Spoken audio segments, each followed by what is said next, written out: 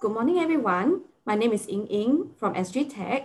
Thanks for joining us for this welcome event for our Latin America e-business mission. So today we are very honored to have many distinguished guests as well as our participants for the e-business mission to join us. And we also have some other attendees from Enterprise Singapore as well as other companies who are here with us. So before we begin, let me just run through some administrative details. So this webinar will be recorded and it will be uploaded onto our SGTech website for archival and marketing purposes. For this session, we will not have any Q&A, but if you have any questions, please also feel free to let us know and we will get back to you after the session, right? Please understand because this session is rather tight. So for today, we have a very strong agenda covering different markets. So for this e-business mission, we'll be covering Brazil, Colombia, Chile, and Mexico. So we'll be welcoming the ambassadors to Singapore from these countries to address us, right? And we will also have Chairman of SGTech as well as President of Latin America Chamber of Commerce, Singapore, as well as the Latin America Business Ambassador member, Mr. Sokin Wai, to address us for the closing remarks. Right. So first of all, let us just welcome our SGTech Chairman, Mr. Wong Meng, to give us his address. So Meng is currently the Chief Executive Officer of Keppel Data Center. Prior to joining Keppel, he was covering different markets, including Middle East and Africa and Turkey. So as an active member in contributing to the tech industry, he's now serving as our chairman of SGTech. And he has also taken on positions such as the counselor, honorary treasurer, honorary secretary in the past. So he is also a senior member of the Singapore Computer Society and sits on the Green Information Technology Technical Committee as chairman. Right, so let us welcome Meng, please. Thank you, Ying. Just a mic check, am I clear? Thank you. LatAmCham President, Dr. Pablo, Lizana, Allende, Ambassador of Brazil to Singapore, Her Excellency, Eugenia Barthelmess, Ambassador of Chile to Singapore, His Excellency, Ignacio Concha, Ambassador of Colombia to Singapore, His Excellency, Manuel, Solano, Ambassador of Mexico to Singapore, His Excellency, Agustin Garcia, Latin America Business Ambassador Member, Mr. Sokin Wai. A very good morning to all attendees from Singapore and a very good evening to our friends from Latin America, especially it's late at night on a Sunday night. Thank you for joining us. And it is my pleasure to welcome you to the launch of our very first e-business mission, jointly organized together with the Latin America Chamber of Commerce, Singapore, to connect our Singapore tech community with the Latin America market. Well, if not for COVID-19, we'll all be greeting each other in person over tacos, salsas, mojitos. But nonetheless, we are excited to present you our very first attempt of a blended e-mission comprising of both informative webinars and also new business opportunities. Right? And we are pleased that despite today's climate, our community continues to stay resilient and forward-looking. We are able to gather 22 Singapore companies on this e-business mission trip, much more than what we will usually expect from a physical mission trip itself. Just a little bit of intro to SGTech. We are a premier trade association for the tech industry in Singapore. And within a rapidly evolving technology landscape, SGTech strives to create an ecosystem that anticipates trends, develops sustainable initiatives to strengthen the community and to help the industry grow. We represent and champion the interests of our tech industry, help our community build capabilities, create talent pipelines, and support business venture overseas as such. Currently, we have close to 1,000 members, ranging from startups to SMEs to multinational corporations, to coordinate the needs of subsectors within the information communication technology space. Here, we have industry chapters and committees supporting strategic and emerging sectors too. So why Latin America? And in a recent internationalization survey conducted by SGTech, we found that many of our companies are open to markets such as Latin America. So because the Latin population is highly digital, more than 82%, as we understand, of the population are connected to 4G, and several key sectors are aligned with the interests of our tech companies, such as areas in fintech, Hdtec, health tech, and agri-tech. And over the past few weeks, our colleagues from SGTech and LatAmCham has been working tirelessly to understand our business needs and to match suitable partners, clients, and system integrators together. And I'm confident you will find the webinars informative, and we hope that you will leverage the most from each of your meetings, learn about potential partners, and acquire new customers. And we understand that nothing beats the importance of networking and harnessing the real business opportunities. So we are pleased to bring such connections to the table to all of you, to all the participants of this e-business mission itself. The diversity and cultural similarities between Latin America, along with increased connectivity and a growing middle-class consumer base and market gaps, is the ideal environment for developing new services and to find new customers too. So I'm confident that this e-business mission will benefit you. Together with LatAmCham, SGTech encourages you to seize today and seize the day, and hereby wishing everyone a fruitful webinar ahead. Thank you. Thank you, Wai Ming. So now let's pass the time over to the Latin America Chamber of Commerce. Angela, would you like to introduce Dr. Pablo? Very much. Thank you, Wai Ming, for your words. And we do look forward that we can start traveling and be there in Latin America with tacos. The only thing I could do is to put a very colorful Colombian made by indigenous people for this mission. I would like to welcome our president, Dr. Pablo Lizana Allende. He is the honorary president of the Latin American Chamber of Commerce in Singapore. He is the founder and the managing director of Lizana and Company, a boutique consultant with expertise in corporate expansion to Asia, Europe, and Latin America. Dr. Lizana is a seasoned business consultant with more than 25 years of experience. He is a doctor in physics and has diplomas in business and management from the RWTH University in Germany. Pablo, please, the mic is yours. Thank you, Angela, for your kind words. Good morning to our audience in Singapore and good evening to our audience in Latin America. Welcome to our e-business mission to Latin America. Thank you, Mr. Wong, for your kind words, Chairman of SGTech. Welcome.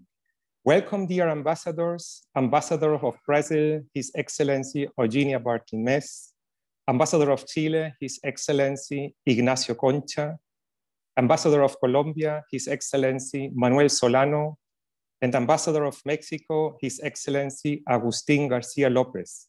Thank you for your presence. Welcome to Singapore Technology Association, our co-organizer, and thank you to Enterprise Singapore for supporting the organizers and the participating companies with the lead grant. Welcome and thank you to the more than 20 participating companies registered in this e-business mission. We are glad to see this high number. Welcome and thank you to the many speakers that will be participating in today's and in the upcoming webinars, enlightening us in different areas in relation to business activities in Brazil, Chile, Colombia, and Mexico. And welcome to the audience and friends of Latin America. I'm glad to see this event taking place despite the constraints we have due to the pandemic. I'm glad because it's more the opportunity we have to discuss through a theme, which in my view is essential for the development of our region and is essential in bringing our region to a next development stage. The theme I'm referring to is technology. Technology is helping us in the development of many crucial areas we are used to call something tech, such as fintech, health tech, agri-tech, Hdtec, etc. Latin American countries develop products for this space or are in the process of doing so. And the market is in the process of adopting these new technologies, slowly but adopting, meaning the market is already existing and is expected to grow significantly in the years to come. A few examples. Brazil, for example. According to Global Market Insights, the Brazilian health tech is growing, respectively, will grow nearly 28% per year on average between 2015 and 2024. The emergence of the digital healthcare market has been driven by the growing demand for advanced healthcare services. And as a result, almost 70% of the Brazilian population has access to digital healthcare services today. Chile. Chile is one of the most open economies in Latin America. It recently signed a digital economic partnership agreement with Singapore and New Zealand to support the growth of the digital economy in all aspects. This agreement is underlying the mutual interest and the openness of the participating countries of different parts of the world to collaborate in the space of new technologies. Colombia. The country's lack of banking, education, and health services to all its population becomes the opportunity for many local and international tech companies, enabling access to these services. In fintech, for example, the potential lies in providing access to a major part of the population, where currently less than half of the population has access to bank accounts. And finally, Mexico, Hdtec as an example. Mexico has the 12th largest population in the world with approximately 126 million inhabitants. About 45% of its population are people under 25 years of age, which generates a big demand for educational services in general. Technology might support to cover this demand. Having gave an impression of the development of the market for new technologies in Latin America, particularly in the countries just mentioned, the conclusion is plenty of opportunities opening up for local and international players. I'm convinced Singaporean companies are going to succeed in our region, offering their own developed products. Singapore is known as a country having the skills and the needed infrastructure to develop state-of-the-art technologies and to commercialize these technologies globally. Singapore itself, as a country, is the proof for these developments. If we talk about smart cities, for example, Singapore is one of the first cities to be mentioned. The Latin American Chamber of Commerce is glad to support this initiative by dedicating space, organizing, for example, matchmaking meetings to all participating companies, to exchange with counterparts in Brazil, Chile, Colombia, and Mexico in the weeks to come. And we hope this event is the first of many more to come. We are indeed keen to see this initiative succeeding. Allow me to finalize with a few words to the Latin American Chamber of Commerce. The key objective of the Latin American Chamber of Commerce, defined years ago, is to get our region closer to Southeast Asia, closer to Singapore, and vice versa. The key instrument to realize our objective is and was to build bridges. Bridges such as platforms for exchanges, provision of information or knowledge of markets, and particularly the availability of strong networks with access to key stakeholders, such as representatives of the public and private sector, or of chambers, associations, governmental institutions in both parts of the world. For example, today with SGTech and Enterprise Singapore, to mention two among others. This infrastructure, built over years, allows us to be a well-recognized institution in Singapore and in Latin America today, and to be today in a position to actively support specific initiatives like the one we are kicking off today.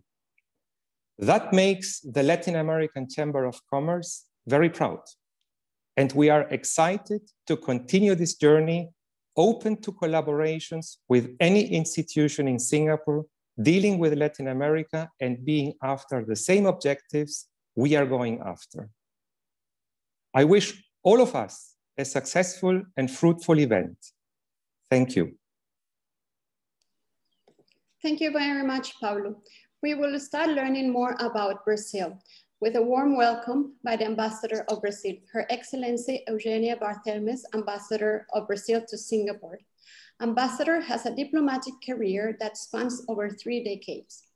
Her Excellency worked for the Brazilian Diplomatic Service in many different capacities and have been posted to several offices abroad.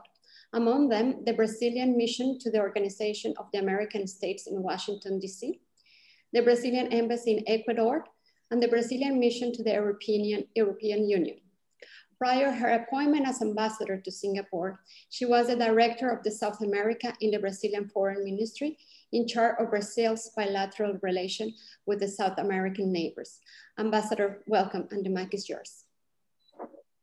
Thank you so much, Angela, for this kind introduction. So it is a very special satisfaction to say good morning and good evening to the chairman of SGTech, to the chairman of the LatAmCham in Singapore, to their teams who so efficiently put this event together. I would like to say welcome to the participating companies and of course to my dear colleagues, the ambassadors of Chile, Colombia, and Mexico to Singapore. Good morning. I would like to welcome all to this exercise, which is really like a virtual business mission, right? To Latin American countries. And I'm in charge of making a very brief introductory survey or general view of the Brazilian section of this mission. So, of course, this is all with a focus on technology because that's the idea underlying the exercise. So, to the participants, I would say that in a little while, they will be in the competent hands of experts and specialists who are going to go into a more detailed vision of technical areas such as Brazil's legal landscape, Brazil's tax regime, and the Brazilian ecosystem itself. But this is for the moment just a brief general overview. So if I may very briefly, I would like to, just for us to have an idea of the dimensions, of the scale of what we're talking about when we talk about Brazil. I would say, we all know, but it's nice to have these figures in mind. We, of course, Brazil is the 5th largest area in the world. It's in area, Brazil is larger than Australia, larger than India itself. And we have right now the 7th population in the world. So it's an internal market with 220 million people. Last official figure we have is 210 million, but that was some time ago. So it's probably reached 220 million people by now. In population-wise, Brazil is larger than Russia or than Nigeria or than Bangladesh itself. And Brazil has always been, for the past 50 or 60 years or so, among the first economies in the world. Because of the COVID pandemic and because of the economic effects of the pandemic, we've had a decrease in our GDP, which is something that was shared by so many countries in the COVID situation. We are still, we are right now, I understand Brazil is the 12th largest economy in the world. So we are the largest economy in Latin America, of course, The Brazilian economy is larger than the economies of all the other South American countries put together. The Brazilian economy today is larger than Australia's or Spain's or Indonesia's. Brazil is, as everyone knows, a huge producer in the agribusiness field. So we are the largest producer in the world of soybean, coffee, sugar, orange juice, of course.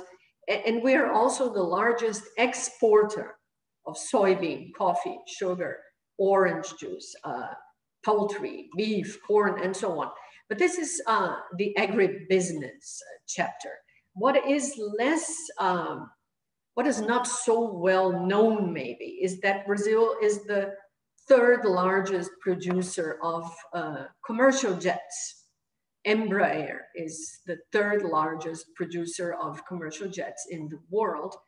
I don't want to go on with this, just for participants to have an idea again of the dimension, of the scale of what we are talking about when we talk about Brazil.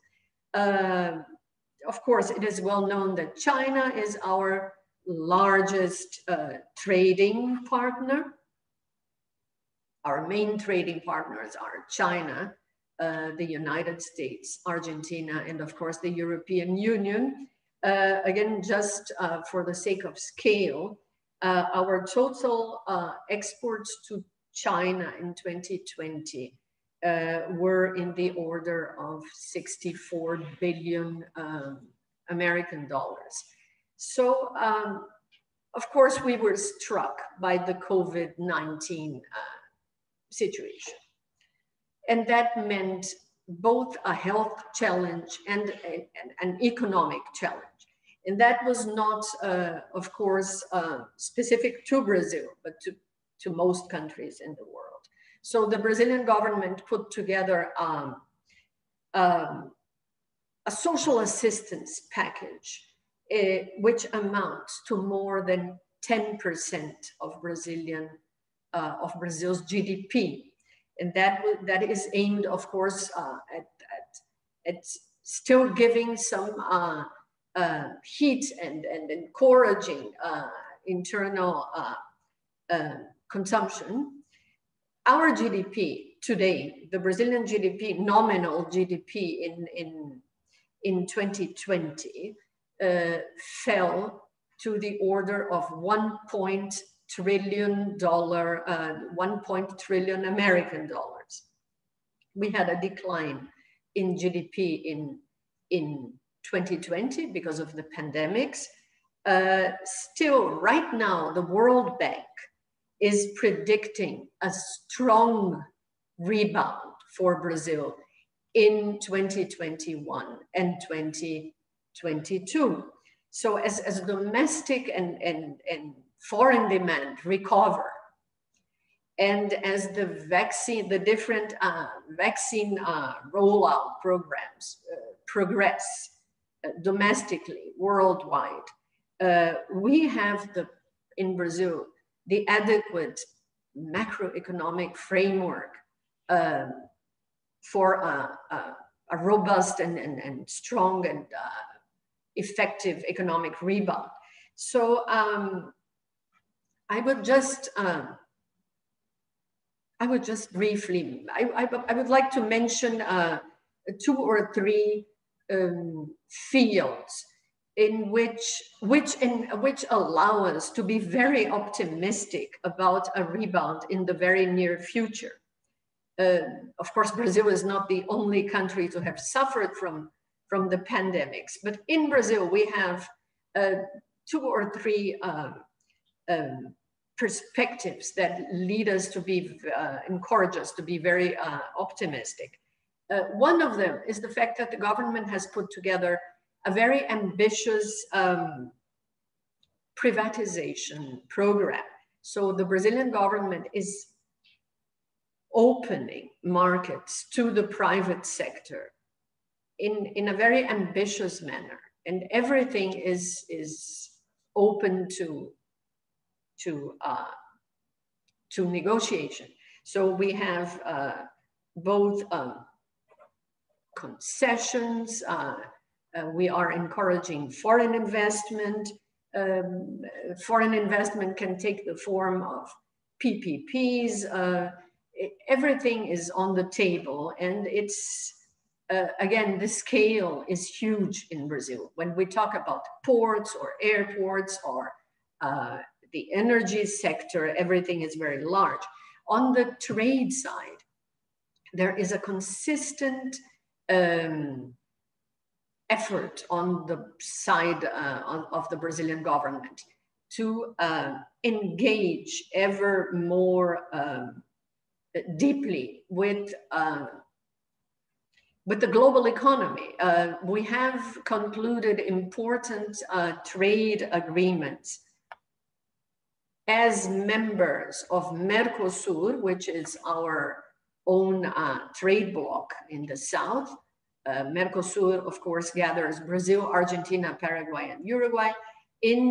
Along with our Mercosur members, other partners, we have concluded recently an important trade agreement with the European Union, with the EFTA, and there are ongoing negotiations which take place at a very dynamic speed with Canada, with Korea, and with, of course, with Singapore itself.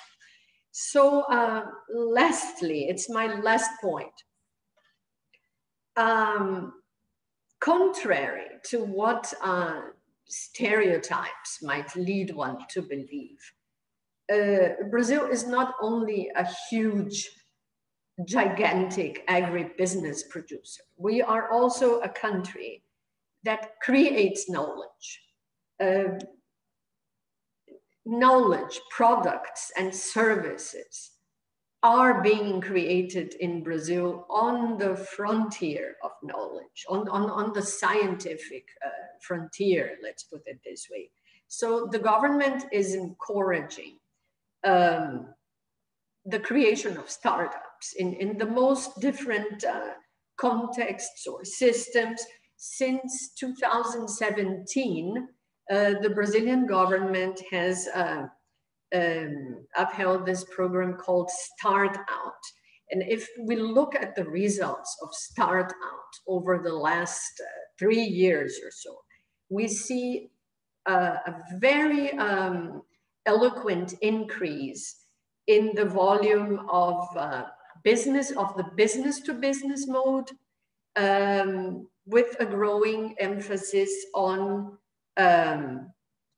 the fields of enterprise solutions and of health tech as well. So I don't have the data for 2020, but we know that in 2019, for the third consecutive year, investment in startups in Latin America grew 100%. Of this amount, Brazilian startups got more than 50% of investment, with something like $2.5 billion US. So, and I would just add that fintechs and biotechnology have been so far the favorite areas in Brazil. But we are open to business, and the Brazilian government actively encourages the technology sector. The technology sector is especially and particularly welcome in Brazil in the eyes of the of my government. So at this moment. So I would like to say thank you very much to SGTech and the LatAmCham in Singapore, which made this initiative possible. Thank you very much for the opportunity to take part in this exercise. And I will leave you in the capable hands of the specialists who will be able to guide the participants through the technical details what respects the Brazilian situation right now. Thank you very much indeed. Thank you. Thank you very much, Ambassador. I would like to give the word to Aiden Ilhan, who will share with us the economic outlook about Brazil. Aiden is a Brazilian serial entrepreneur with 20 years of experience in strategy, internationalization, and financial services. An economist by training, he is a specialist in applying market intelligence and analytics into business. Being personally involved in over 100 projects globally, holding a degree in economics and postgraduate degree in market intelligence, Aiden is also a trainer in these fields. Since 2012, he has focused on developing business in Southeast Asia and South America. A strong advocate of using data-driven insights to enhance business decisions, he is currently consulting SMEs, MNCs, and government boards. Aiden, welcome. Thank you, Angela. Thank you, the Latin America Chamber of Commerce in Singapore and Hdtec for the invitation to talk. So I was invited to provide you a background, a contextualization about Brazil and the digital economy in my country. And I'm very glad to be able to provide you some insights. This presentation is an update of a presentation that I made a few months ago with Hdtec and the Latin America Chamber of Commerce with some add-ons and some updates. So please, next slide. To bring some perspective about the relevance of Brazil and also to complement some of the insights brought by our Excellency, the Ambassador of Brazil, Eugenia. Brazil is one of the top 10 countries in terms of, the 5th country in terms of the land, and one of the biggest countries in terms of population. The 7th in the world, is the biggest population in Latin America. And one key takeaway of this slide is that the urbanization rates, even though we have a huge area and a huge population, the urbanization rate is considerably quite high. When we have such a perspective, such a figure like this of people concentrated in cities mainly, all the trends, they go very, very strongly, very fast. So for every tech trend, every consumer trend, the speed of adoption in Brazil usually goes fast because we have people mainly concentrated in cities. So some Singaporean companies or some investors from overseas, when they see all the complexities of Brazil, they may get a little bit concerned because it's difficult to penetrate the country. But the fact is that once you go in, things can go very, very fast. We are one of the leading economies in the world. So for the data 2019, we are the ninth economy. Because of the downturn, the drop of the GDP in Brazil in 2020, and also because of the currency, because this data is always in US dollars, we may drop to the position number 12 or 11. So we are waiting for the latest release to come from the World Bank. But anyways, Brazil continues as a strong economy and a very relevant economy globally, if you compare from any perspective. In Latin America, you're already taking the leading position in terms of the size of the economy. And next slide, please. And if we put these numbers in perspective, on the left side, I'm bringing a map with the equivalent land of the states in Brazil, we comparing to countries all around the world. So as you see, we have France, Italy, and Spain, UK, Germany, Ecuador, Mongolia, Angola. So countries with relevant land that fit inside the land of Brazil. So we usually say that Brazil is a country of continental proportions. And it's also a country of continental population. But this also brings a lot of complexities. So just to put you some comparisons with Southeast Asia and with Asia. So the land that we have in Brazil is almost the double of the land that you have in Southeast Asia for all the 10 countries of the association. The GDP that we have in Brazil is equivalent to the sum of the GDP of Indonesia, Malaysia, and Philippines all together, all these three economies together. The per capita GDP that we have currently in Brazil, even though with all the currency, the devaluation, the depreciation, and the downturns that we had in the economy in the last few years, we are still at the same level as Malaysia. And this GDP, this per capita GDP is for the 220 million people that we have in Brazil. If we deep dive into the biggest areas, the biggest economic states, this GDP is comparable to some of the GDP of some developed countries. And if you go to the city state, we get the biggest, then we can even compare some areas with the highly developed economies in the world, economically. The São Paulo is the biggest area in terms of the economy. So São Paulo alone, the city, metropolitan area, that it congregates about 40 cities, represents 20% of the country GDP. So it is still the economic center, even though we have technology, even though we have COVID spreading people and spreading allowing people to work from different areas. São Paulo is still coming strong and is still concentrating most of the economy activities. Next slide, please. Where is this economy relevance concentrated? So in terms of sectors on the chart on the right side, most of that is in the service, and then industry. And agribusiness is only the third one, is about 5% as the whole economy, if we segment the economy in the three pillars. So the takeaway here is that these figures, these proportions are proportions of well-developed countries. It's not only a mature country in terms of being an emerging economy, but most of the well-developed countries, they have proportions similar that we have in Brazil for the service sector and the industry. And agribusiness, which is most well-known as the Brazil strength globally, is only 5% of our GDP. So it's extremely important because it pushes and contributes to the other sectors.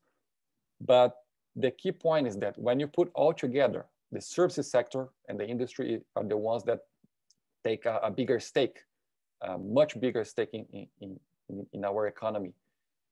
And on the left side, you can see where the households, where the families are pumping money. So a lot of money goes to transport and F&B, health, housing, clothing, and footwear. So over 55% of all the spending, household spending of the families goes to the three biggest sectors in Brazil: health, transportation, and F&B. So this gives you some insights about where the economy is going and where the companies are investing. So what are the opportunities focus? Next slide, please. And when we analyze some historical numbers. So first, there's an opportunity to go into Brazil now because Brazil, the country is considered cheap to enter. Obviously, there are some complexities and challenges also about the currency depreciation. For example, if you decide to go in now and you obviously will get paid in Brazilian reais, the Brazilian currency, but our currency is oscillating, is volatile against Singapore dollars. So for Singaporean companies, so you need to plan very carefully and take into consideration that the money, the currency, the ratio between Brazilian money and the Singapore money will oscillate. But on the other side, first, the investments are much lower now to go in. Second, the hiring manpower is also very, very affordable, cost effective. And manpower in Brazil, mainly for the tech side, is huge and is highly, highly capable. And the approach for technology when we talk about manpower in Brazil is different than the one that we have in Asia, which is going very specialized. In Asia, people go very specialized. So when you hire developers, you need to hire many developers for the different levels of specializations, back-end, front-end, different languages. So you need to have a bigger team. In Brazil, we have a lot of full stack developers, highly capable, genius people, all around, concentrated all around the capitals and the main urban hubs. And now with COVID, everyone is working online. So it's getting much easier to recruit people from the universities all around the Brazil and in many different states that we have. I've been consulting with a fintech in Brazil recently, and they shut down the office. We have teams in 12 different states in Brazil, all around, distributed all around the country. And it works very well. Everyone is working remotely. No one sees each other anymore. We recruit people like remotely. So it's getting much easier to go in because of the technology and also because of the push that COVID gave to the global economy, the global way of doing business in 2020. Our interest rates are going down. So this also brings a lot of air, a lot of positive outcomes to the country, because the hurdle of paying the huge income interest rates to attract investment is not there anymore. And FDIs continue quite reasonable, even though we had a small drop in 2020 due to COVID. The flow is still coming in. Next slide, please. So what is the impact of COVID in the economy of Brazil in 2020? As you see on the left side, the GDP dropped quite heavily. So the estimation for the specialists, the World Bank, and Morgan Stanley, Standard & Poor's, the guys that predict GDP for all the countries globally and the biggest economies, they say usually, on average, Brazil will drop 4.5% in 2020. So once we have the latest numbers that will be released in March and April, the final numbers will point to this direction, around 4.5% contraction. And it's not really a disaster if we compare to what could happen. So, and this is mainly because of the emergency package, the social support that the government put in place. So providing some minimum income for families during the COVID, the pandemic. So to put this support in perspective, the drop could be in terms of the income of the families could be around 13% in 2020, and we saw a contraction of about 5% only of the income of the families. Unemployment rate had a huge impact. So it was already very high because for the last few years, we are experiencing some small, low economic growth. And so it increased from 11.2% to 14.6%. So we have currently 14 million people looking for jobs. The cost to the industrial sector increased. Logistic issues, cost of raw materials, imported goods, all of this had impacts in the industrial sector. So at the end, we had a little bit of inflation pressure in Brazil. So inflation so far is still under the goal, the ranges that the government established. So will be around 4% in 2020. And as I mentioned before, the FDI dropped slightly, and 5.5%. The main concern for the Brazilian economy is the debts, the governmental debts, public debts, that increased from 75% and will increase to 100% according to predictions in 2021. So in the last few years, we had, there's a lot of concern about the public debts, but the government is addressing this very carefully. So obviously COVID doesn't give you too many levels of flexibility for that. So 2020 was a year for the government to step in and to put a lot of social support and to keep the economy moving. 2021-22, we have a lot of efforts in privatization, concessions, to bring more efficiency, more competition to the economy. And hopefully we can lower the public debts and the private debts very soon. Next slide, please.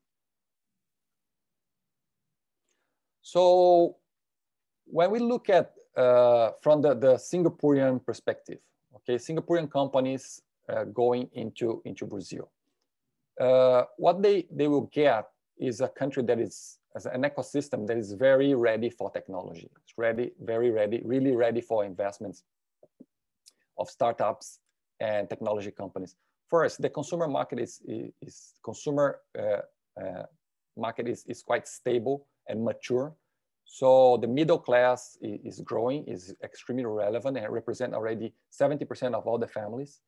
Urbanization rates are high.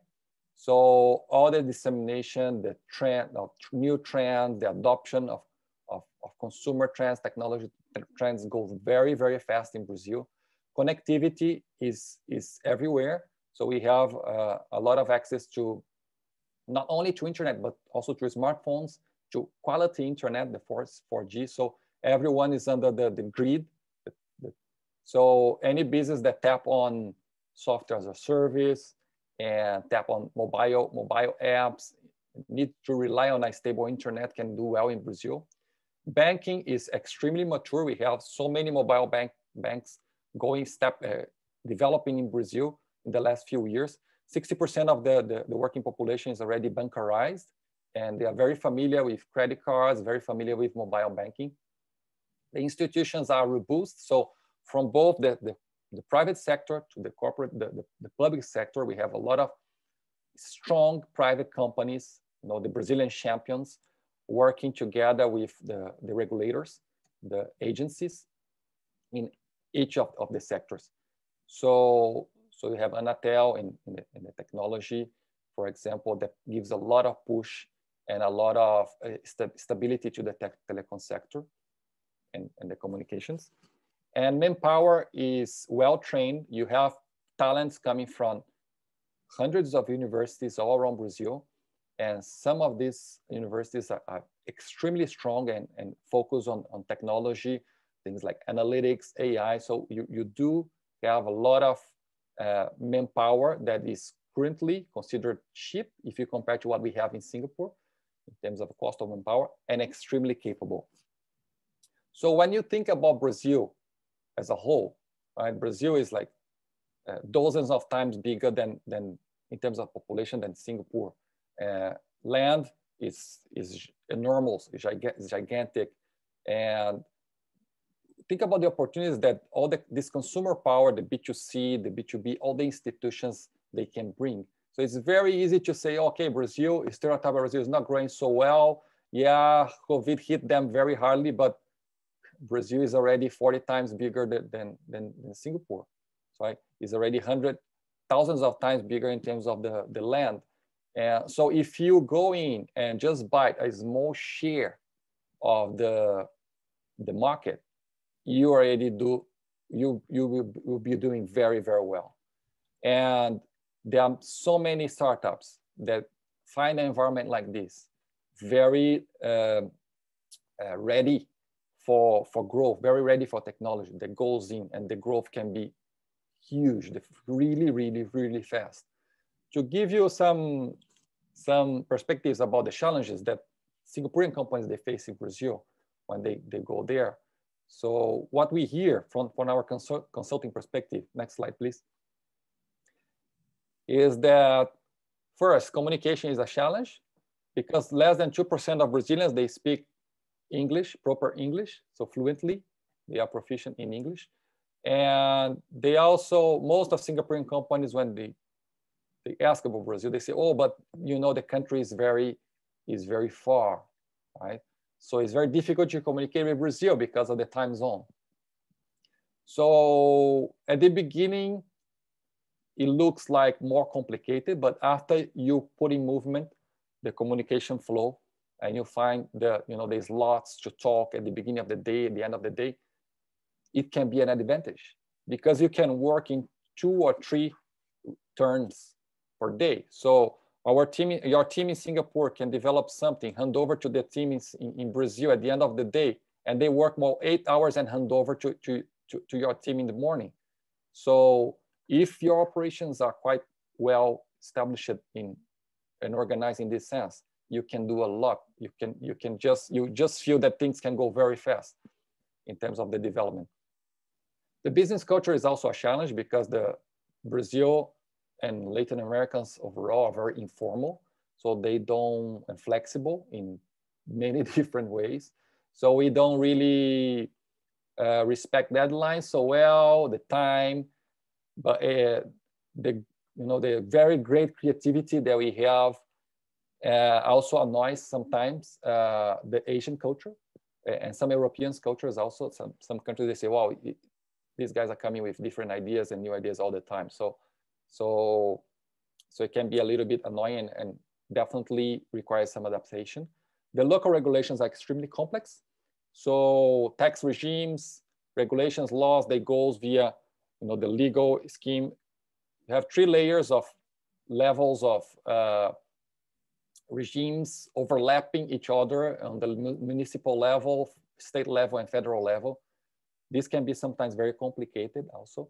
And the market, mainly recently, is quite volatile, not only because of the exchange, but also because of the economic cycles. So the companies need to be, that once you venture to Brazil, they need to be prepared for these ups and downs of the economy. And the opportunity is still there. You just need to make sure that you are mindful for these ups and downs and prepare for that. And the best strategies for Singaporean companies is to find a local champion, find a local partner. And these partners, let them bring you the knowledge, the local knowledge, and handle the local challenges, local issues. Because it's much easier for someone that already have a network, knowledge about the country, and you plug your technology together with them and grow together. So finding a partner is a key path to success in Brazil. Next slide. Let me bring some perspectives about the fintech environment, the technology environment, the digital economy environment in Brazil. And then we have more 2 slides about some of the companies, the biggest startups in different sectors, but I will go very fast on that. So São Paulo is the biggest area, okay? So in the same way, it concentrates 20% of all the GDP in the country, the São Paulo metro area. It also concentrates 20% of the startups. So we have currently 13,000 startups in Brazil. But the other cities are quite relevant. And now we see a lot of movement for companies to get out of São Paulo because you can work from anywhere, any part of the country. And there are areas that are much more conducive and nice. If you don't really need to meet face-to-face your clients, you can live in Florianopolis or in the south of Brazil, full of nature around you, less traffic jams, much cheaper to cost of living. So there are so many nice areas. So we see a lot of startups growing out of the bigger urban centers now. In terms of the category of startups, as I mentioned, a lot of opportunity comes from consumer-related markets, sectors.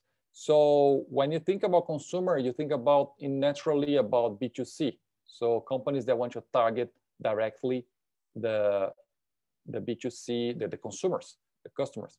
So 41% of all the startups, they are in software as a service. And then you have consumption, very, very strong marketplaces all around, and e-commerce. And a general category of consumer is also quite relevant. So as you see, in terms of number of startups, most of them are concentrated around consumer, but we have like 45 categories of startups, of sectors. And on the right side of the last chart, I put the top 11 categories. Most of the startups are concentrated around education, and then you have finance, including fintech, health and lifestyle. So these three, they concentrate about 20% of the startups in terms of number of startups. And then you have the other categories. So we have 45 relevant categories. If you go deep dive in the sectors, it's a big economy. The opportunities are all around for technology companies. And as our ambassador Eugenia mentioned before, the government is giving a huge push for technology, for digital solutions, even for e-government and data tech solutions. We have recently the release of the PIX, which is similar to the Pay Now here, and it's totally transforming the banking sector in Brazil. It's making things much cheaper, much faster. So, and Brazilians found a very creative ways also to use it. So people are even sending, messages to other people of cents, because it's so cheap, the transaction. And in the description of the message, they write very funny things, like, so we are saying like people in Brazil using Pix, this Pay Now, like they use these dating apps, which is quite interesting, very unique, the way they are doing. So creativity is something that is definitely a trend in the Brazil, for the Brazilians. Next slide. So in the last two slides, I'm just listing some of the unicorns and some of the fastest growing startups in Brazil. So I'm not going to detail this. So just to give an example, fintech is a big thing. So most of our unicorns, we have 11 unicorns so far, they are in fintech. You have Nubank, which was the first Sequoia capital investment in Brazil. They are the first mobile banking also in Brazil. So this company, the valuation is already in 25 billion reais, which is around $4 billion US dollars. E-banks is in payments. Stone, C6 Bank is also in mobile banking. A lot of focus on education, for financial education. Services is also a big deal. So you have iFood, which is similar to Food Panda. We have Gym Pass, which is a kind of, is an app where you can go to gyms all around the place, everywhere in Brazil. So with an app, you just check in and check out when you go in. And then Quinto Andar is a real estate startup. So they focus on managing commercial property, mainly offices, in a very creative and effective manner. So it's totally disrupting the market. I'm not sure how they are doing during COVID, but a lot of people are saying that it's actually an opportunity for them, because all this real estate market in commercial, in offices, is shifting to more flexible arrangements. So the use of the space is getting much more effective. Next. And then final slide, we also have lots of investments in Hdtec. So not so many big, gigantic companies. So we don't have too many unicorns in this area, or companies that will be like in line to be unicorns, but we have relevant startups, and we have huge number of startups, because education in Brazil is a big thing. We have 220 million people, and the public sector doesn't provide everything that the people need in terms of education. So education is a big thing. And we have others. We have gaming, virtual reality, machine learning, so we have everything. And here's just a few examples of of companies that are doing very well in Brazil. So there are hundreds of them. If you Google online, and you can really find like lots and lots of interesting companies to partner with. And they are quite open to partner foreign companies also to leverage on technologies and grow faster together. Next. That's all from me. So thank you so much, Angela, Latin American Chamber of Commerce and SGTech. Back to you, Angela. Aiden, thank you very much for the insights and the information. I think that with this, we conclude on Brazil's side. And tomorrow it's our webinar only based about Brazil.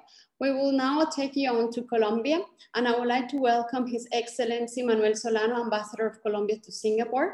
His Excellency is a lawyer. He is Ambassador of the Diplomatic and Consular Career of Colombia since 1993. He served abroad as Vice Consul in Los Angeles. He was counselor at the Colombian Embassy in Sweden and Korea. At the Ministry of Foreign Affairs, he also worked in the legal office. He was the visa coordinator and worked in the Korea and the Japan desk for the Directorate of Asia, Africa, and Oceania. Ambassador, welcome. Good morning, everyone. In this beautiful morning in Singapore, really sunny. We're a little late in our schedule. I'm going to try to make as brief I can, but first, my greetings to His Excellency Eugenia and my colleague Ignacio and Agustin. As well, I have to mention that Mr. Wong from SGTech chairman, the CEO of Crimson Logic, Don Pablo, mis saludos, Juan Pablo Espinosa, who is going to speak after me, and Samuel Vasquez from BBVA, and Juan Lagos from the Bank of Hong Kong. Next, Sakya. My presentation is only to emphasize 4 aspects of our economic outlook. Juan Pablo is going to be deeper in his, I hope, in the beautiful city of Medellin, and he represents one of the biggest and more important banks of Colombia, Bancolombia. Next. My 4 aspects that I want to talk to you today is how our economy is working for reactivation, what is our strong stability in economy and politics, what is strategic that we have in free trade agreements, and what is our advantage in foreign investments attraction for Colombia. I want to emphasize and give you the ideas why Colombia is a strong economy. Next, Akia. Okay. During the last 50 years, the GDP of Colombia has grown permanently. That gives us the opportunity to confront crises like COVID-19 and the Venezuelan crisis of migrants, humanitarian crisis that we are attending. Because of GDP, we have a strong economy during the 50 years growing up. Next. Our government decides 9% of our GDP is to support against, to try to confront the COVID. Next. Like this, we can work we have measures for social in order to help to implementation of the social distance, financial support. Also, we can support the companies with the labors. We prioritize reactivation of the industrial activities, and as well, we have policy for fiscal and monetary policy in order to help to the reactivation of the economy. But the decision is 9% of our GDP is involved to confront this the COVID during this previous year. Next.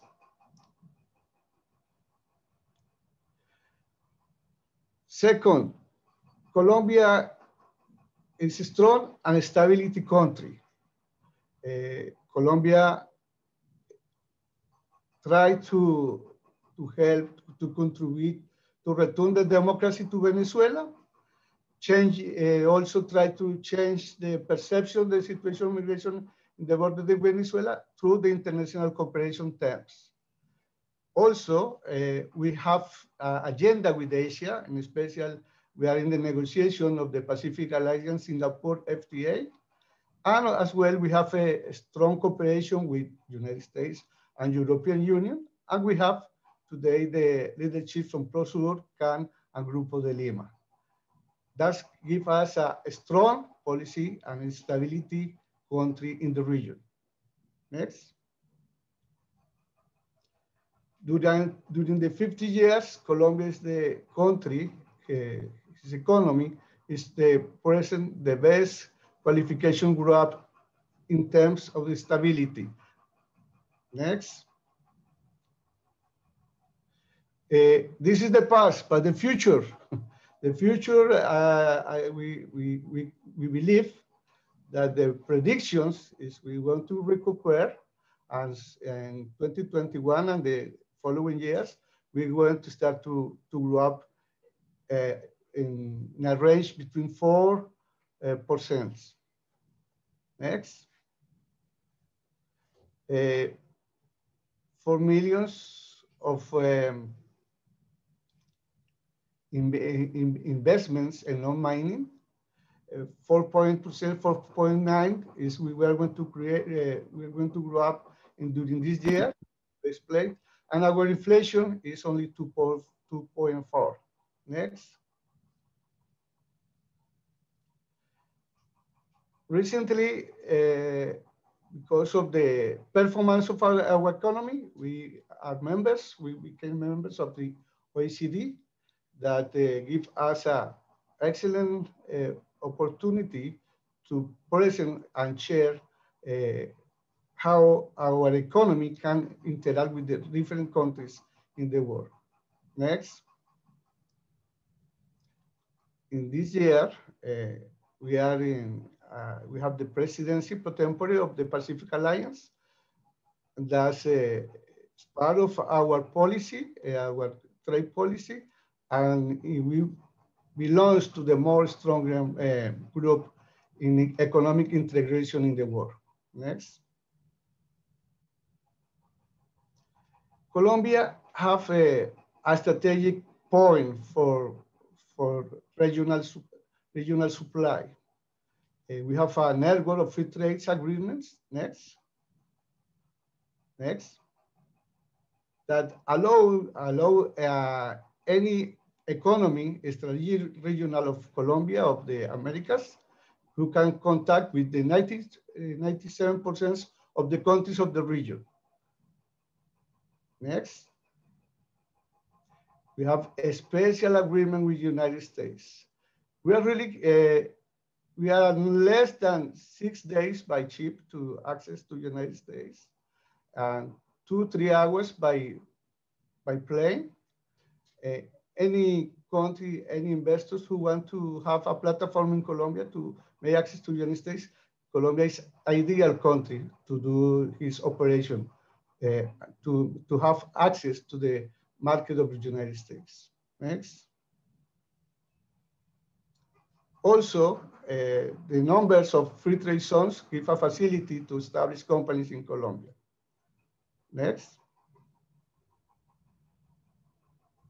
A leading country receiving foreign direct investments is Colombia. We receive the good qualifications of Standard & Poor's, Fitch Ratings, and Moody's. Next. The diversification of sectors that you can invest in Colombia, you can see in this charter, financial and business service, manufacturing, transportation, commerce, electricity, gas and water, construction, agriculture, hunting, everything. Next. In conclusion, Colombia is a strong, stable, and safe economy which can supply any economy in Asia and in the world. This is my presentation. I hope Juan Pablo Espinosa can make a really deep outlook about Colombia. I hope March 2, we have the date for Colombia, and I wish all the success for this e-commerce mission and all the opportunities for these companies who want to know about the Colombia economy. Thank you very much. Thank you, Ambassador. And I would like to welcome Juan Pablo Espinosa. He's the Chief Economist and Head of Economic Research of Bancolombia. As mentioned by Ambassador, Bancolombia is the largest bank in Colombia. And we would like to thank Bancolombia as our partner for this mission. Juan Pablo, he studied finance and international relations at Universidad Externada de Colombia and has master's degree in financial economics from the University of Oxford. He has a professional experience of 15 years. He has in Grupo Bancolombia since 2003, where he has served as market risk manager, investment strategy manager, and asset management portfolio administration director. In the public sector, he worked in the Public Credit Directorate of the Ministry of Finance for the external capital markets and debt management teams. He was also a consultant for the World Bank Asset and Liability Management Project for Bogota. He is also a university professor of courses in portfolio management, derivatives, financial economics, and capital markets, among others. Juan Pablo, thank you very much. It's evening for you in Colombia. Good evening to you. Thank you very much, Angela. Hello, everyone, and thanks for letting me having the opportunity to speak a bit about the Colombian economy, some of the features of our economy, and also the perspectives. I think that the presentation by Ambassador Solano and my colleague on Brazilian economy makes a good introduction to what I'm going to speak in a moment. I will try to be as brief and concise as possible. And the idea, I think, is to complement these views because as my colleague about Brazil said, Brazil is a very large country. We are a bit smaller, but apart from that, we have a lot of things in common. So many of the things that he mentioned about Brazil are also valid in the case of Colombia. So I hope that all these similar things try to make a good impression of who we are and how similar are our countries in Latin America. So please go to the next slide, and we'll start by highlighting some of the main facts about Colombian economy. At the left-hand side, upper-hand side of this slide, you can see here that Colombia is about the fourth largest country in Latin America, both in terms of population and also in terms of the share of total GDP.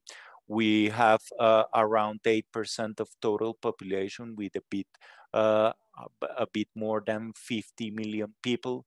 And in terms of GDP, our share is around 6.2%, maybe something a bit higher last year, 2020. Our GDP per capita at this moment is around the 6,500 area. Our economy, one of the things that I would like to stress is that it's a very diverse economy, both in terms of participation by sector, and also if you looked at how economic activities are divided within the country. In terms of sectors, you can see here that services make most of the economy. More than 60% of total share in GDP correspond to services, while other type of industry is around 20%. we have manufacturing with a participation of around 15%, and agriculture is about 8% of total. So it's an economy that relies in terms of production most in services, while it is an economy that looking at the demand side, so the expenditure side of the economy, private consumption is the key driver. So we have a local an internal market that it's big, it's relevant, and as a result of that, almost 70% of total total GDP is corresponds to private consumption. You can see here as well that the investment makes around 20% of total GDP. It's a rather high figure compared to the rest of Latin America.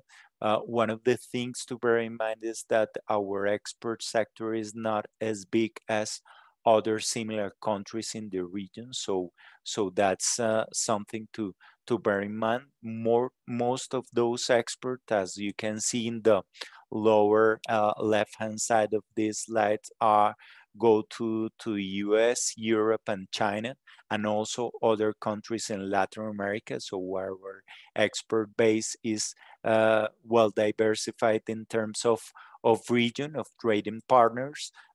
That's one of the basic outcomes of what the ambassador told us about all the free trade agreements that the country has signed. And on the right-hand side of the slide, you can notice that in terms of exports, mineral fuels, especially oil, makes most of total exports. So that's one of the special things about Colombia. We are not an oil economy as perhaps other economies that produce and export oil, but our exports are made most of oil.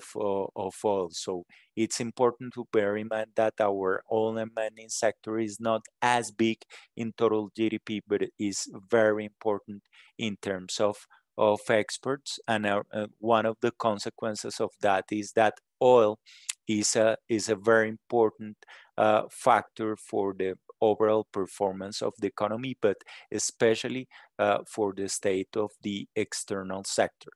Now, if we go to the next slide, I think that one of the things that Ambassador Solano already shared with us is that Colombia is a sovereign investment grade country by the three largest rating agencies in the world. The outlook of those ratings is negative, mainly as a consequence of the pandemic and the economic effects of the pandemic, especially on public finances. I'm going to speak about that in a moment, but I will try to focus on the strengths of the Colombian economy. First, we have a very sound macroeconomic framework.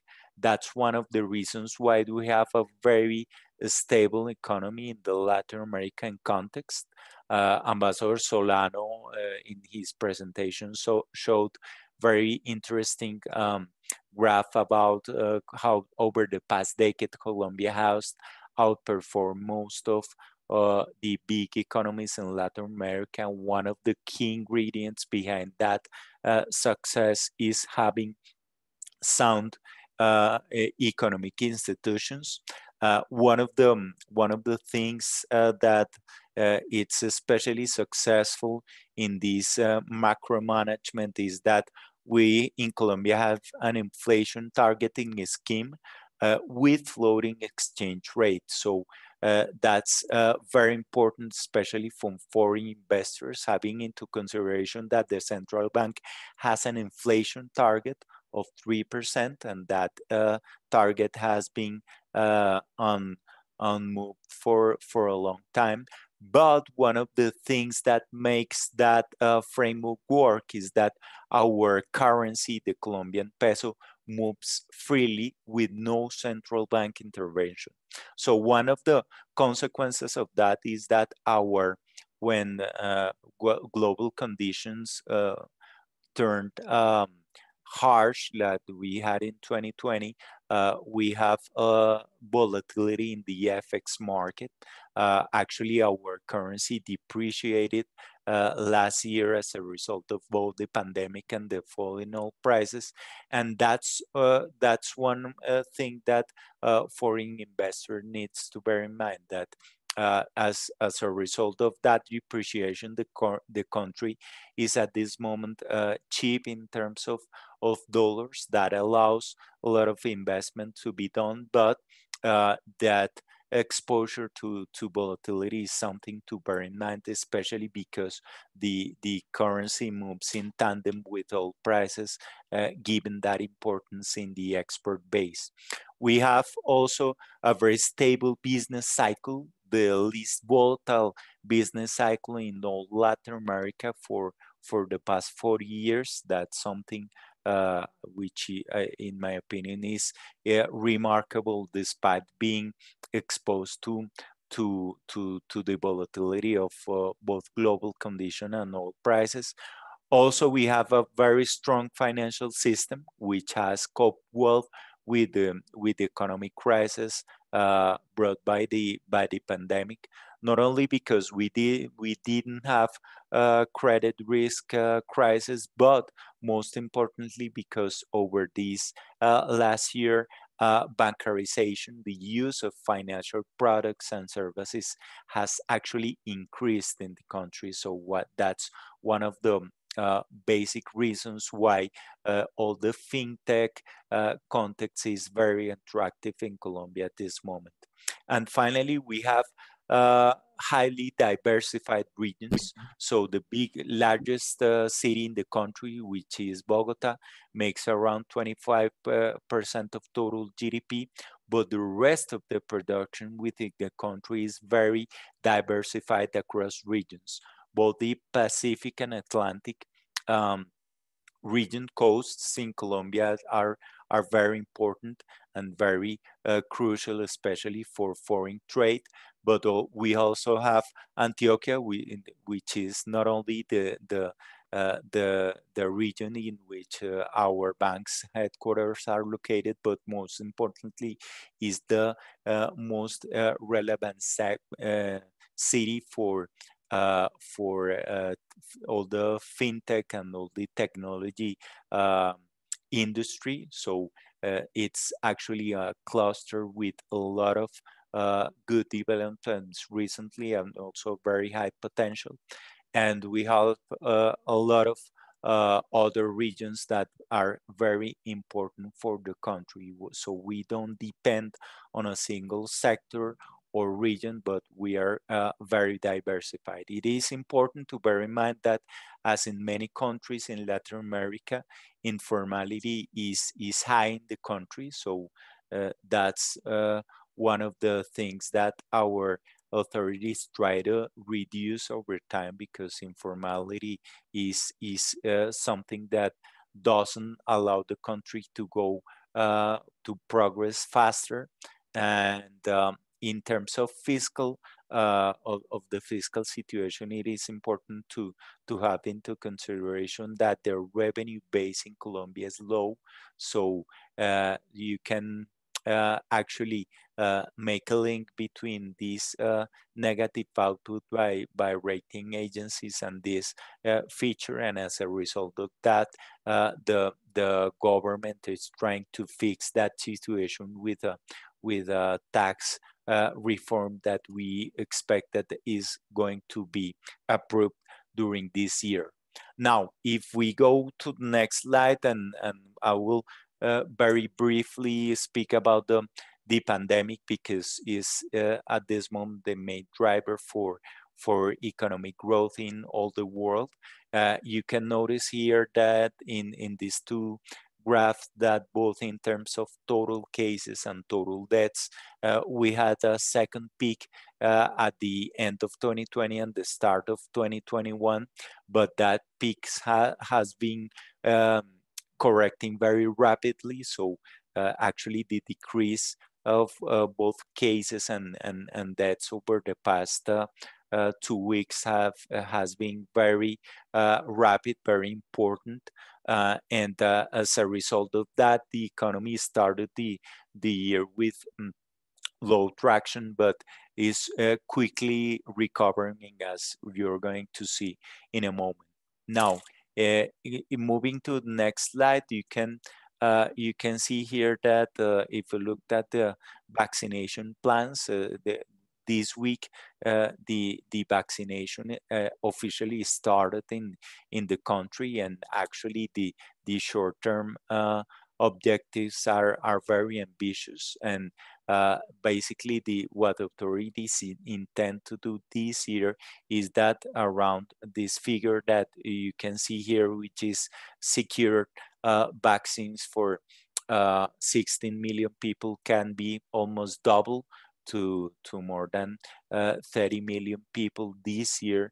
And with that, we expect that by the start of 2022, the pandemic can be effectively much better managed and can have a lower influence on the economy. This year, this 2021, we see that as a transition year, a year in which the economy will be performing better than last year, but most importantly, that with this vaccination plan, we will be building the roots for much stronger growth in the next years, as Ambassador Solano already shows us in the forecasts.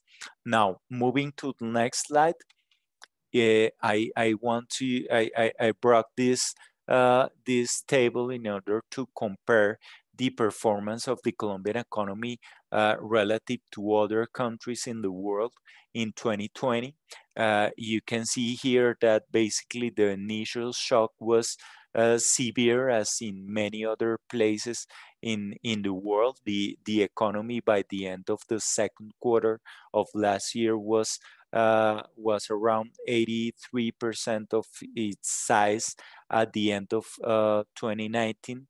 But you can see here that in the second half of 2020, we have a very important recovery. So we closed last year with a size of around 96% of the size that we had before the pandemic, which is very similar to other countries around the world. We didn't gain all the ground lost in the second quarter of the year, but it was a very strong performance, taking into consideration the effects of the pandemic on several sectors, which were very dynamic until 2019, and especially because, as I already mentioned, services are very important. A lot of services depend on physical interaction between people. So that's something, in my opinion, very remarkable, how the economy managed to recover despite of the control measures, and especially all the containment actions that have taken place for several months, and that have had an influence on those services sectors which are key to Colombia. Now, if we move to the next slide, I want to show you this is based on Bancolombia cardholders information. You can see here in these gray areas which were the moments during the pandemic in which containment measures have been more stringent. So whenever stringency increases, the performance of consumption is hurt, but I want you to take a look at the last part of the graph, in which basically you can see here that the economy has managed to recover very quickly in the past few weeks. We actually feel that as long as vaccination continues and the country actually manages to coexist better with the pandemic this year, this a negative effect of having this type of reduction in consumption is going to turn milder and milder over time. Now, if we move to the next slide, I think that for this year and for the short term, it is important to have into consideration that perspectives for Colombian economy will turn better, because as many other countries in Latin America will very reliant on global conditions. And we actually think that global conditions will turn better for our countries. Why is that? Because we have already seen better commodity prices. That means that terms of trade for the country are going to be higher this year. Second, we will have ample external financing, both in terms of the amount of liquidity and the interest rates that the country can get in global markets at this moment, that are very attractive. Our trading partners, both in the US, European Union, China, and the rest of Latin America, are going to perform much better this year. And if we add that better global conditions to a better management of the pandemic, and also the fact that, as in Brazil, we have at this moment very low interest rates, and all the fiscal measures that Ambassador Solano already mentioned, the combination of that will without a doubt make a better performing economy this year, despite of this set of risks that are still there. So if we move to the next slide, you can notice how are our forecast for Colombia this year. You can see first that our central expectation at this moment is to have a positive growth of 4.7%. Under any circumstances, we're expecting to have a reduction in GDP this year. So basically what this means is that this recovery that already started at the end of 2020 is going to continue this year. And if we go to the next slide, you can notice that basically that recovery is going to be happening both in terms of total consumption, but also in investment and in the external sector. So it's a combination of all sources of spending performing more strongly this year.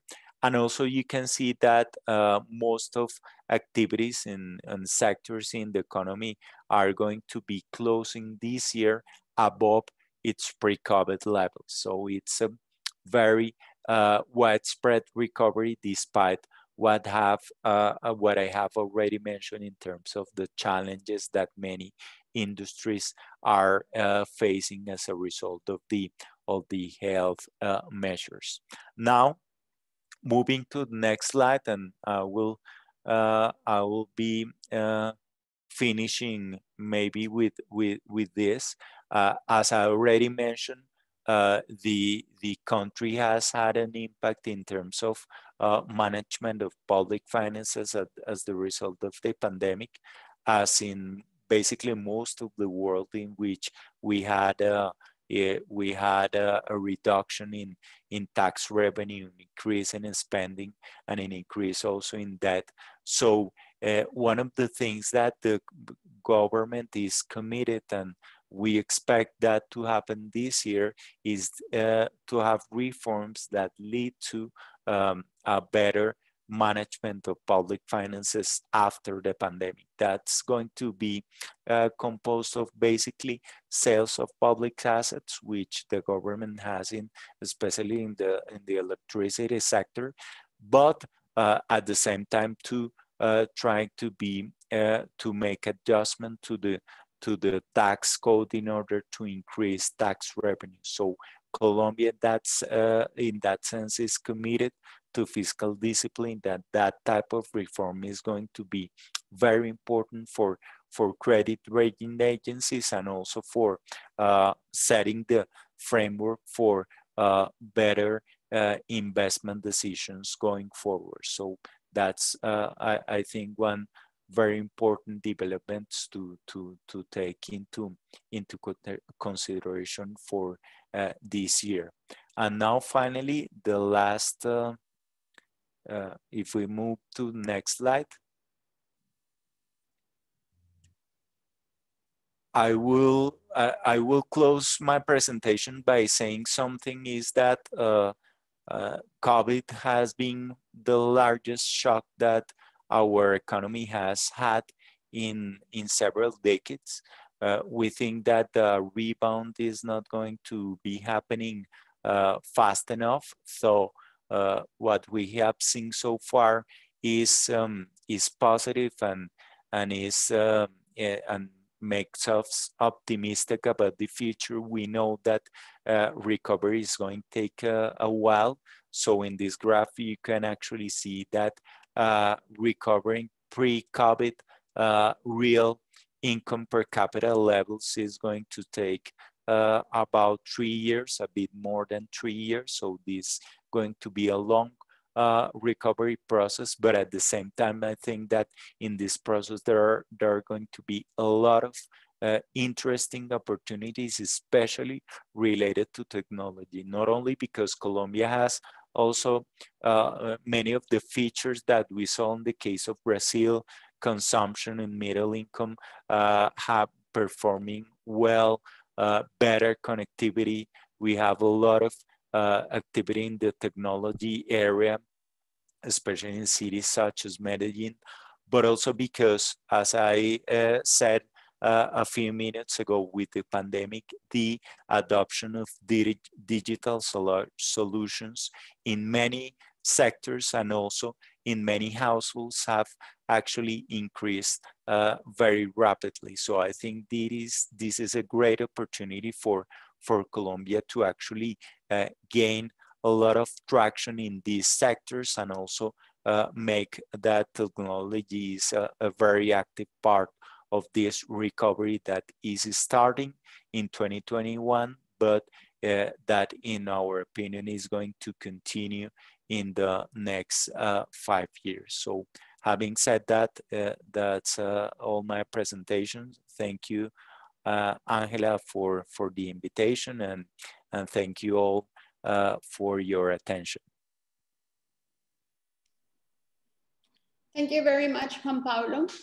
That was a very good way to end your presentation. I think it's a great opportunity for all these companies that are going to look for opportunities in Colombia.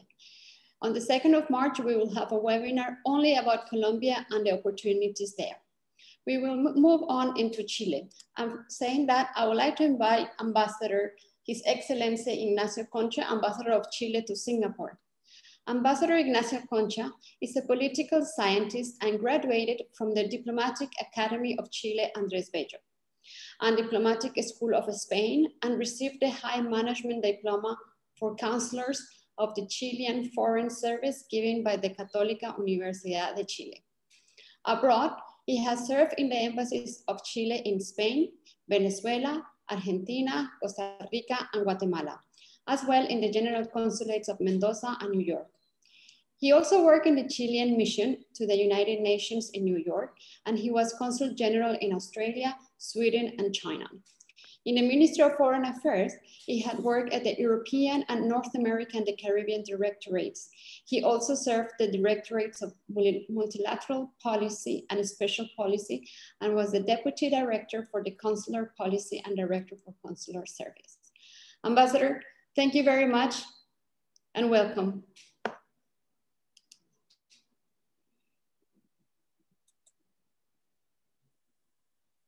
Ambassador, you're muted.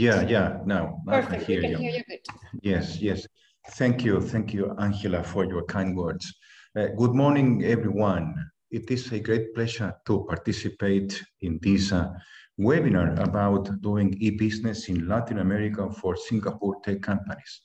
A warm welcome to the organizers, of course, and to my colleagues from Brazil, Colombia, and Mexico. Since the establishment of diplomatic relations 40 years ago, and despite the geographic distance, many actions were taken by the two governments in the process of building a close relationship of the type what we can call a two countries with a common vision.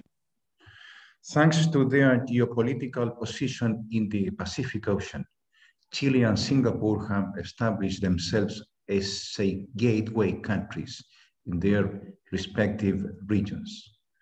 Both nations respect international law and firmly believe in prosperity through a free society and fair market economies. They have a shared vision on achieving progress and social well-being through education, science, culture, and communications. Singapore's interest in becoming a partner state of the Pacific Alliance on the one hand, and Chile's acceptance as an ASEAN development partner on the other illustrates the affinities. Both countries are like-minded in more than a way. Singapore largely practices free trade, and Chile has an open economy. Both countries have solid credentials for effective macroeconomic management, and both have exhibited solid economic growth during the past years. Digitalization has transformed business models and trade. This has opened up unparalleled opportunities and choices for business and consumer if the challenges of fragmented digital framework, standards, and system can be addressed. The extent of cross-border interoperability will determine how far companies and citizens can realize the potential of trade in the digital economy. The recently signed DIPA is an opportunity for Singapore, Chile, and New Zealand to set forward-looking standards on digital trade and establish new international approaches to support the digital economy and trade in the digital era. The agreement fosters cooperation on key emerging issues in the digital economy and promotes interoperability between the systems of different countries. As a trilateral agreement, the DIPA will increase digital connectivity and strengthen economic ties between Singapore, Chile, and New Zealand. Very much related with DIPA agreement is the transoceanic cable that will connect Latin America and Asia using Chile as a digital gateway. This cable, which will be 13,000 kilometers long, will give local business better connection to markets such as Singapore, Japan, South Korea, and China.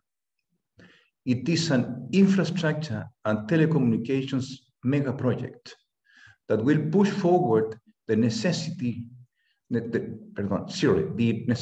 regional integration, representing a vigorous approach to innovation and digital economy.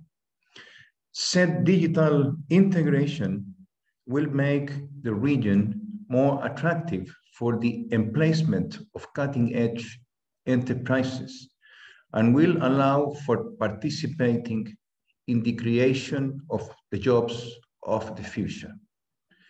Chile is the Latin American country with the highest growth in e-commerce in recent years and is 9th in the world according to 2016 e-commerce index. E-commerce is growing exponentially in a country where 80% of its population has access to the internet. Currently, there are more than 15 million people connected, of which more than 30% make purchases over the internet. Also, perspectives invite optimism. In 2016, e-commerce grew by 20%, and forecast points to an acceleration of up to 35% in 2018. In absolute terms, online sales would be $5 billion in US dollar and will reach $8 billion in US dollar by 2020, according to data from Santiago's Chamber of Commerce. But due to COVID-19, over the course of 2020, the forms of doing business in Chile has undergone drastic changes. Internet access now reaches 90% of country's population. And the use of e-commerce has seen unprecedented growth, particularly a 200% growth in the e-commerce usage in June 2020 as compared to the same period of 2019. The figures are equally auspicious, exceeding 5,000 million US and positioning it as the country with the highest per capita transactions in Latin America.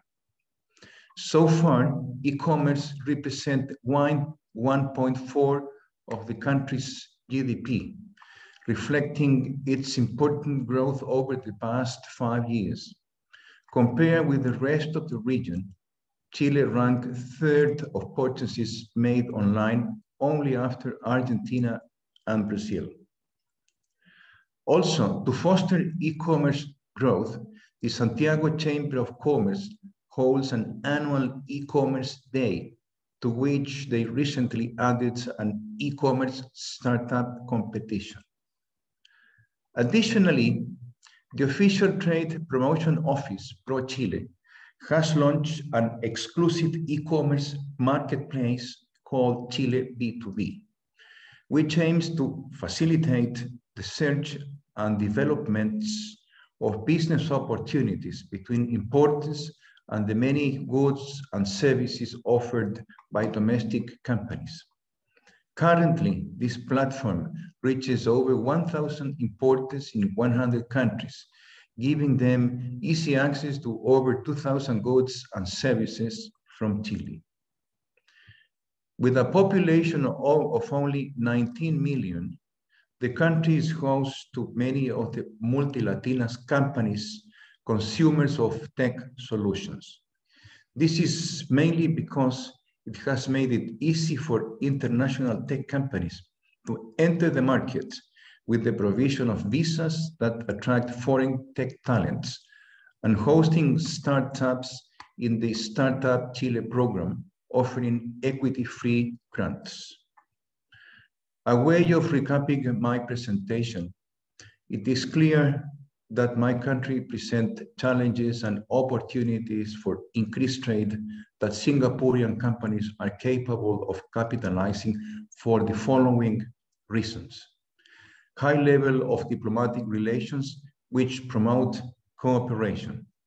Similarities in the policies of both countries to favor international trade free from protectionism barriers. The presence of both nations in APEC. Political will, which manifests itself in regular visits by officials from both countries. DIPA agreement, digital under cable, a new digital route to exchange data traffic, memorandum of understanding on green hydrogen recently signed. I'd like to finish these welcoming words with a brief mention to the social unrests that took place in my country in October 2019. The outbreak evolved into a political crisis, which was later channeled into an agreement at the request of the President Piñera to call for a plebiscite and write a new constitution. Understanding the context of the political crisis, the way it has evolved, and how the government has dealt with COVID-19 pandemic, both in sanitary and economic terms, is a necessary step to anticipate the road Chile will take as it moves ahead into the future. A plebiscite has been scheduled for October this year, which may lead to a convention in charge of writing a new constitution. Finally, I appreciate the organizers, the Latin American Chamber of Commerce and SGTech, for giving me the opportunity of taking the floor. I wish you all the best in doing business with Latin America. Thanks again, and back to you, Angela. Ambassador, thank you very much. And we see in Chile a great partner after the signing of the DIPA agreement, and we welcome the companies to explore Chile. Now we will be moving to Mexico, and saying that I would like to invite His Excellency Ambassador Agustin Garcia Lopez. Ambassador Agustin, he joined the Mexican Foreign Service in 1991. He had held various positions at the Secretariat of the Foreign Affairs, Secretariat of Finance and Public Credit, and the overseas representations. He is a career diplomat. Ambassador Garcia Lopez Loaiza has also previously served as Ambassador of Mexico to Canada, Ambassador of Mexico to France, and the permanent representative of Mexico to the Organization of Economic Cooperation and Development, OECD. Many other roles that I will not mention for the time. Ambassador, thank you very much for being here with us. The mic is yours. Al contrario, Ángela, muchísimas gracias. Good night, Latin America. Good morning, Singapore. I would like to thank all the distinguished guests participating in this event on both sides of the world, from one side to the other of the Pacific Ocean. Of course, Wong Meng, Chairman of SGTech, thank you so much, and I appreciated very much your presentation.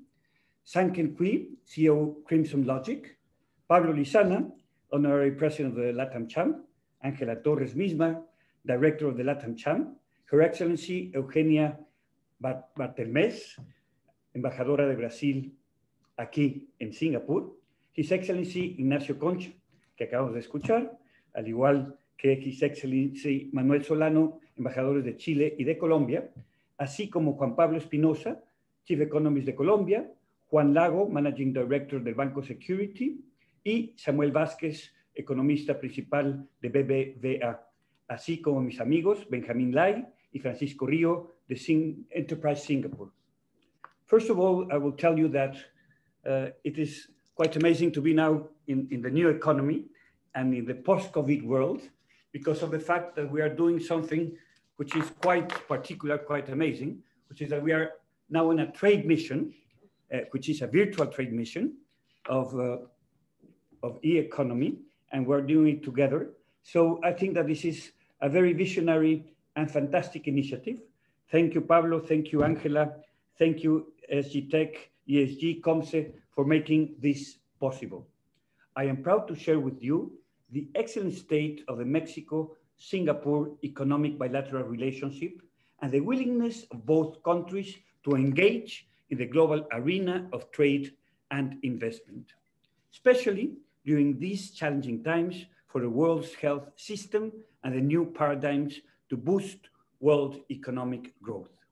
Within the framework of the commemoration of 45 years of bilateral relations between Mexico and Singapore, it is extremely important to highlight the commitments made during the last official visit to Singapore, of Singapore's Prime Minister Lee Hsien Loong to Mexico last November 2019. It was, of course, the last visit he made to Mexico and Korea before COVID, and of course, the last visit of a dignitary to Mexico before COVID as well. During this visit, the Singaporean Prime Minister and President Andrés Manuel López Obrador promised to consolidate a solid and strategic commercial and economic association between our nations. And this includes, of course, the tech sector.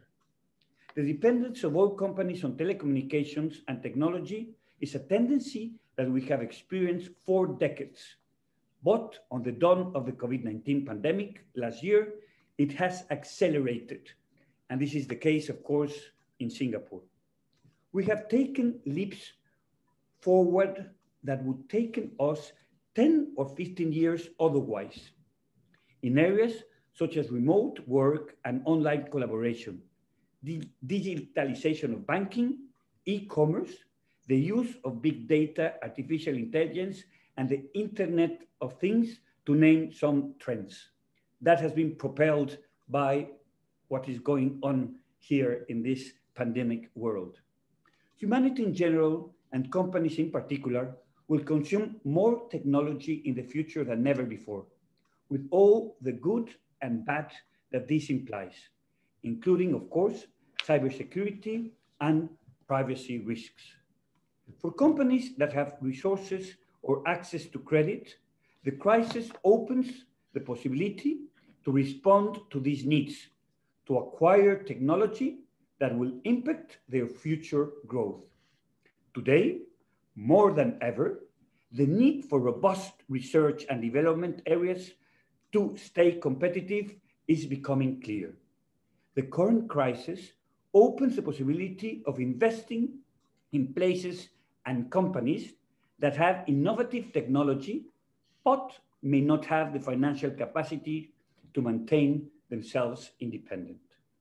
At a global level, there are opportunities in many sectors related to technologies applied to the health sector, education sector, security, goods, logistics, government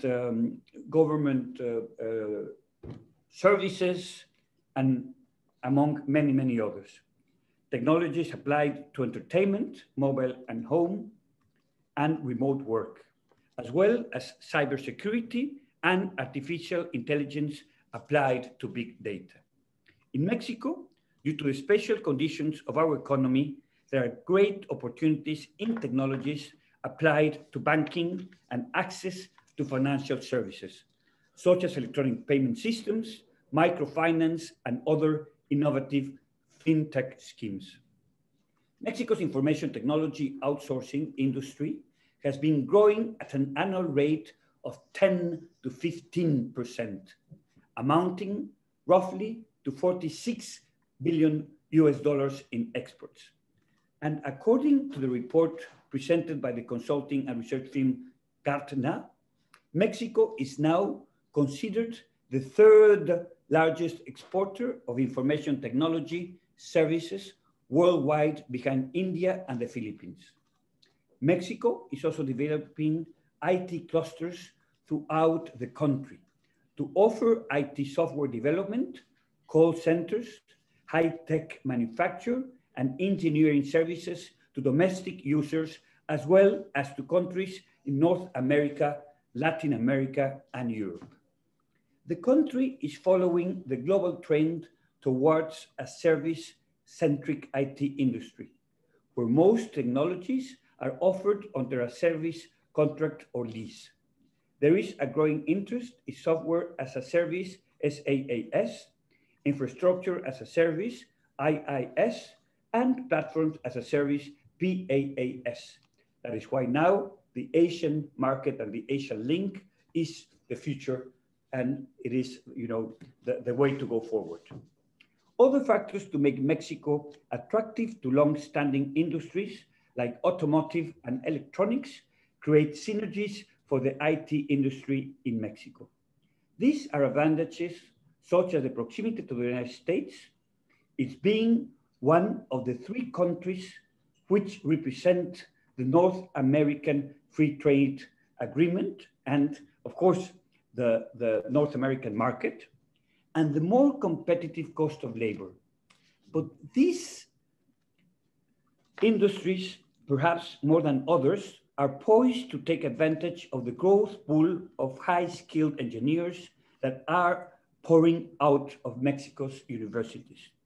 Regional and local governments are investing in the IT industry as well by implementing and incentivizing programs that focus on STEM. STEM meaning science, technology, engineering, and math training, as it is the case in Singapore. Mexico's STEM workforce is growing rapidly.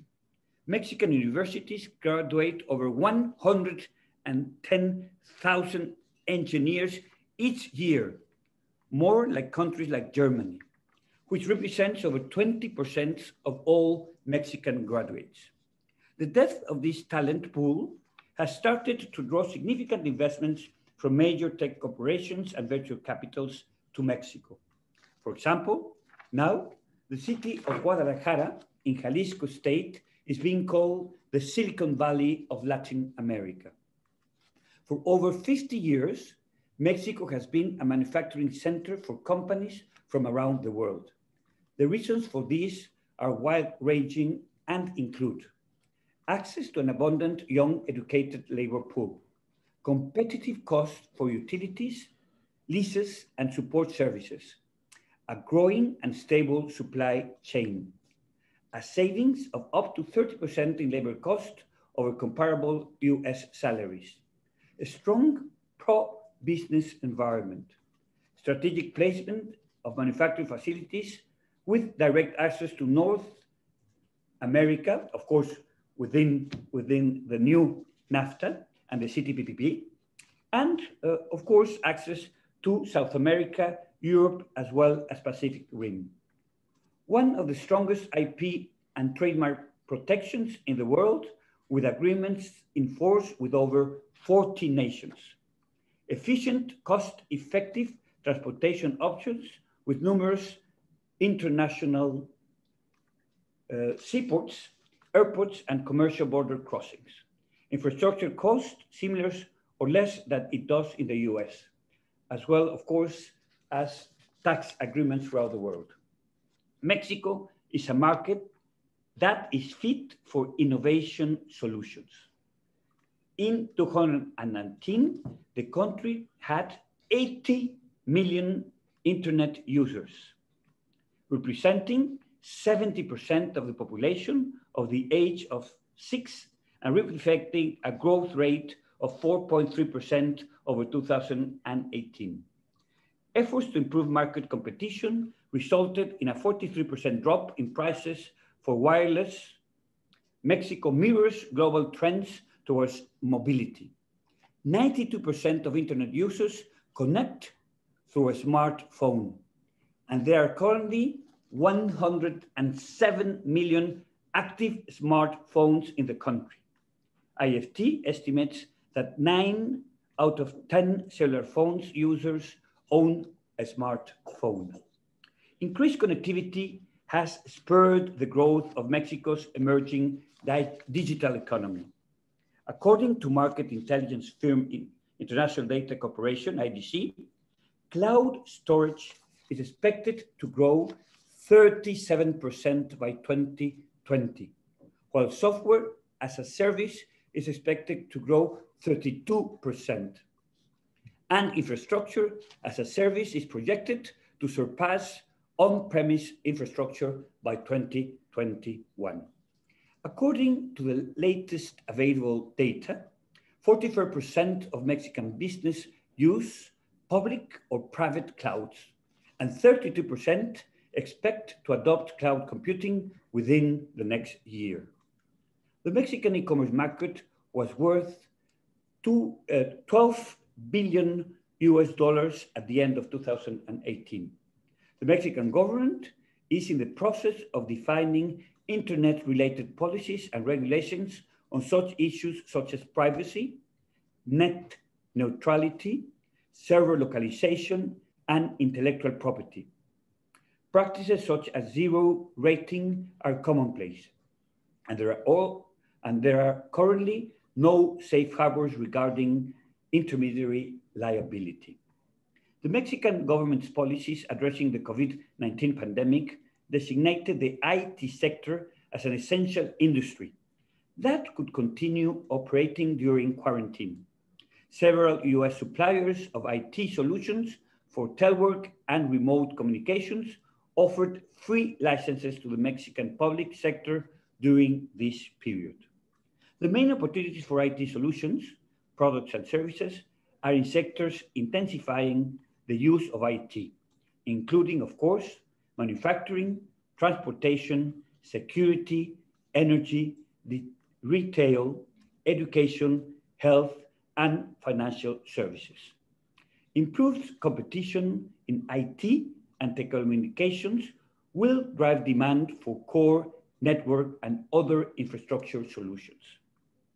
In addition, the US-Mexico-Canada Agreement, UMSCA, will further improve opportunities in the sectors, as well as the CPTPP, and of course, the new agreement that we will have with Colombia, of course, that we already have with Colombia, Peru, and Chile, and that will allow very soon, I hope this year, for Singapore to be the first non-regional member of the Pacific Alliance. Let's hope that this will, of course, be signed and be a reality very soon this year.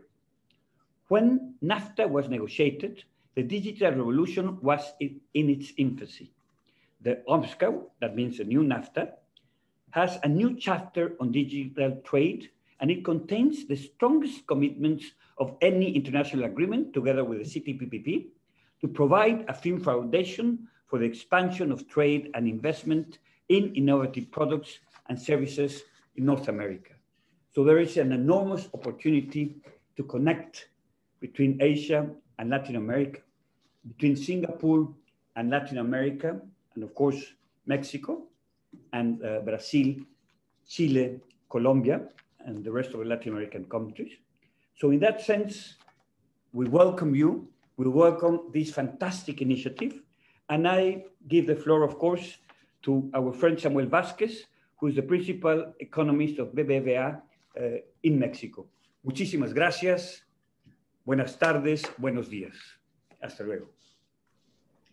Thank you very much, Ambassador. We will continue with the economic outlook of the countries of Chile and Mexico. We will have the economic outlook of Chile, and for that, I would like to invite Felipe Jaque. Felipe is economist and head of research of Grupo Security. Prior joining to Grupo Security, he worked as the head research at LatAmCham at Chilean Investment Bank. He was also served as principal economist at the group BBVA Research Chile, and as a head of international analyst and forecast group at the Central Bank in Chile. Felipe Jaque has earned a Master of Science in Economics and Finance from University of Warwick, United Kingdom, and Bachelor in Business Administration from Universidad de Chile. Graduated with distinctions on both degrees. Felipe, thank you very much. I know it's getting very late in Chile. And a little bit. Grupo Security support. Thank you, Angela. Thank you for the invitation to this panel, and good morning and good evening to all the attendees to this seminar. Thank you for the invitation and the opportunity to tackle a couple of challenges and opportunities we think the Chilean economy will be facing after the pandemic. In my presentation, I will link to some of the issues the ambassador raised in his presentation. So let me start with a slightly different scheme, looking at the tracking of the vaccination of the region and the Chilean economy at the very beginning. Just to show that the efforts our country is is making in terms of tackle the pandemic and proceed with a rather rapid vaccine rollout in our country is enormous in comparison to other countries in the top of the list, like Israel, United States, or United Kingdom. If you move into the next slide, you can see that our efforts is making progress rapidly. Something like 13% of population has received the first dose. Still, we are in the low range with 0.3% with fully vaccinated people, compared to the top of the list like Israel, which is in the range of 30 to 35%. But this is a key issue in our view to enhance confidence for economic recovery, not only at the enterprises levels, the company levels, but also at the household levels. So if you will move in the next to the next slide, part of the issue we think will be taking place in the first half of this year will be not only the doses committed per every country, but the degree these countries achieve the herd immunity in order to reopen the economy in the very last part of the pandemic. We will see a couple of figures that shows that part of the services sectors more hit by this pandemic are still suffering a lot in terms of lagged reopening of these sectors. So part of the study will be related to the way these countries, Chile in this case, but also the region, will be running out the vaccination process in the first half of this year. If we move into the next slide, actually, we can see this sort of V-shaped recovery of the economy in the second part of 2020, after receiving the massive shock of the pandemic particularly in the second quarter of last year. Part of the study is already there. The reopening of the economy has been taking place in the last part of 2020, recovering something like four-fifths of the shock we received in the pandemic in terms of economic activity. But if we go into what is going on behind each sector in the economy, if we look at the next slide, part of the study is already there, recovering most of the activity in the commerce sector, but other sectors related to services, for example, are still below the level we had in 2019 before the pandemic shock. And also when we look at other sectors like the mining sectors, are receiving a more structural shock, which is we have been seeing this kind of shock in the mining sector in the last decade, probably, with all the efforts of these companies are doing in terms of investment in order to keep the production at similar levels to previous years, in order to meet the demand, the increasing demand, for example, coming from China. Part of the study we will see in a couple of slides ahead will be the massive impulse we are receiving for terms of trade from commodity prices and the recovery the Asian economies, in particular China, are achieving in 2021, and producing this sort of a new super cycle of commodity prices in 2021, which is part of the story that we think will be supporting our recovery in the next couple of years. But part of the story related to the pandemic and the structural changes that this pandemic is causing to our economy and other economies in the region as well, as my colleagues mentioned in their presentation, is what is going on in the labor market. And part of the study is related to, okay, we received this shock. We have all these public sector measures supporting the economy and different sectors during the pandemic, producing employment protection, emergency income support, among other measures. But we still have a rather lackluster labor market picture after the pandemic. And if we move into the next slide, we still have, in terms of, in the next one, we still have, in terms of unemployment rate, for example, figures, 2-digit figures of unemployment rate, effective and seasonally adjusted, in the range of 10%, compared to figures in the range of 7% previous to the pandemic. And this is part of the study we think will be playing a key role in terms of the medium-term recovery of the economy after the massive recovery we have in the second half of 2020.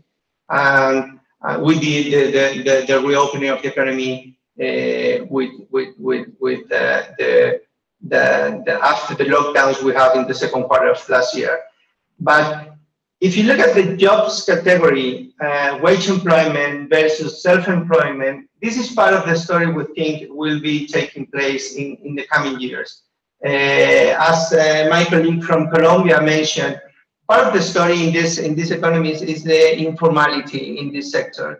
And probably Chile, the Chilean economy showed in the past the lower informality in the region, in the range of 25% of self-employment compared to total employment in the economy.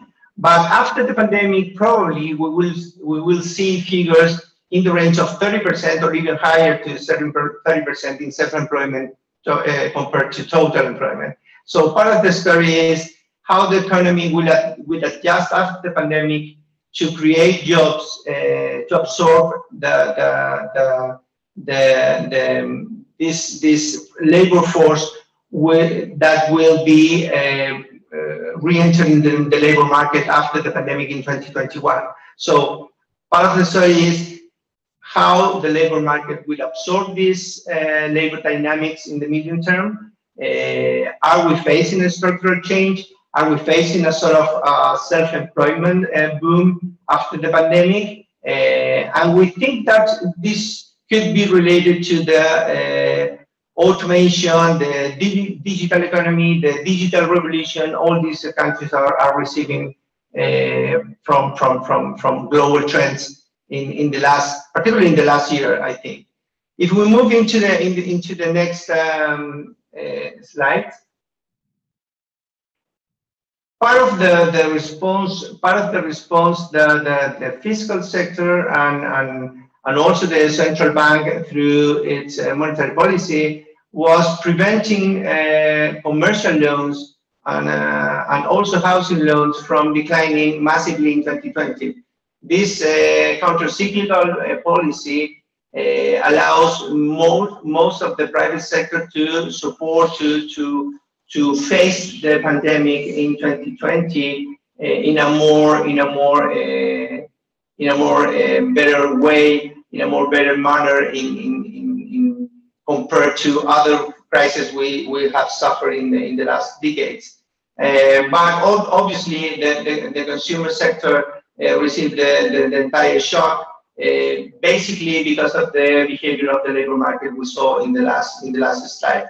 So part of the story is, okay, we have this counter-cyclical economic policy applied by the fiscal, the public sector and the central bank during the pandemic, but we still have a lot of challenges in the medium term in order to produce a proper recovery of all of the sectors, especially in the service sectors, after the pandemic, in order to produce enough profitability of these sectors to resume, in a way, the banking penetration the Chilean economy has been showing in the last 2 to 3 decades.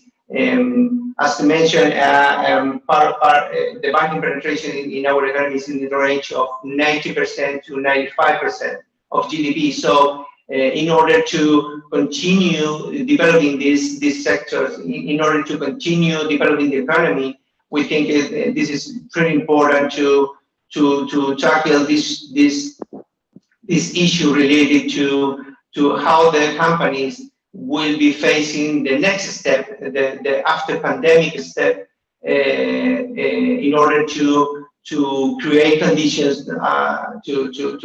to produce this financial penetration towards levels of developed economies over the 100% of GDP, for example, when you look at Europe or other economies in Asia. If we move into next slide, part of the story of recovery in 2021 will be driven by global GDP growth.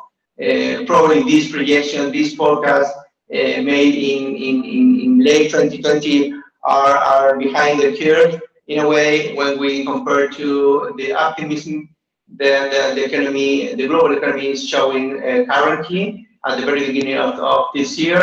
If we if you look at the next slide, where we have the terms of trade the Chilean economy faces in the global economy, with copper prices above $4 per pound at the beginning of this year, and lower oil prices, terms of trade for the Chilean economy are currently at the highest level in the last decade, probably above the levels seen in the last super cycle of commodity prices.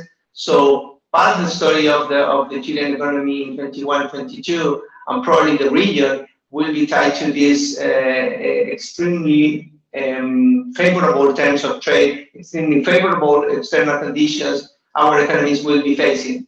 So what we do with this? Do we go into the standard recipe our economies has been taking into place when a super cycle arrives in the commodity markets, or our economies will take the opportunity to move into the digital revolution, or to deepen the digital economy in our countries in order to compete in a more favorable manner to the rest of the regions. And looking at the issue of this seminar, I take a couple of slides looking at how the economy is facing this challenge of the digital economy, particularly linking the figures to what the ambassador already said about this extremely challenging 2020 we faced in our economies. In the next slide, actually, I just show how the political agenda is in the next in this year and next year in the region. And particularly in the case of Chile, we are discussing a new constitution.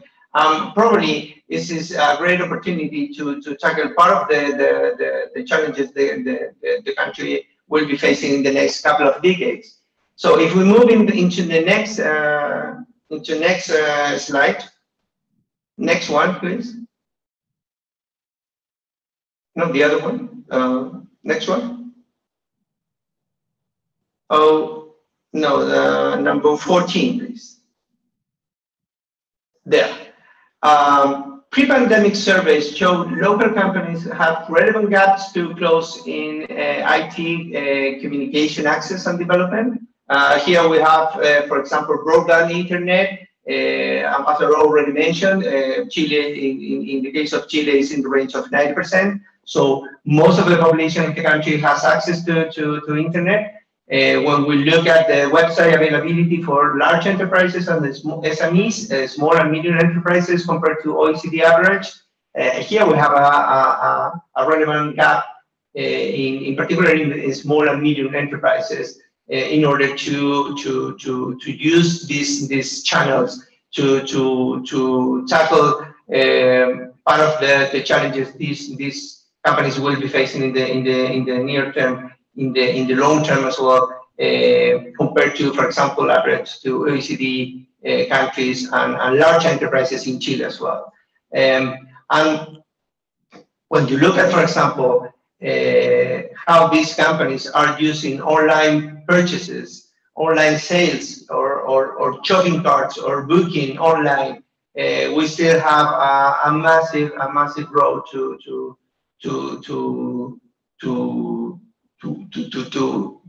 progress in coming years in order to access these IT and communications skills, IT and communications factors that will provide a next step in our view for our economy in order to move into the digital economy, following the global trends we already see in the developed countries. So part of the study is related to, okay, we have access to broadband internet, we have access to websites, but we are not using strong enough these channels in order to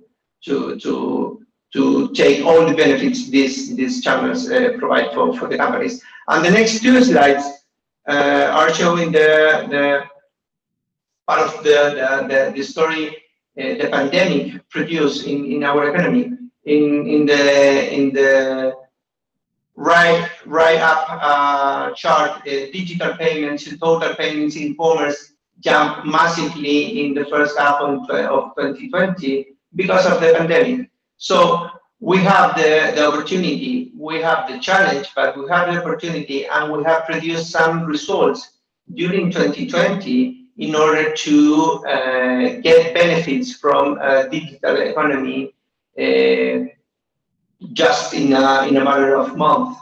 So part of the study is probably related to the developers, the economy are facing, the efforts the companies are making, probably the willingness of consumers or households in order to move into this new challenge. But we have the opportunity, we have the structure.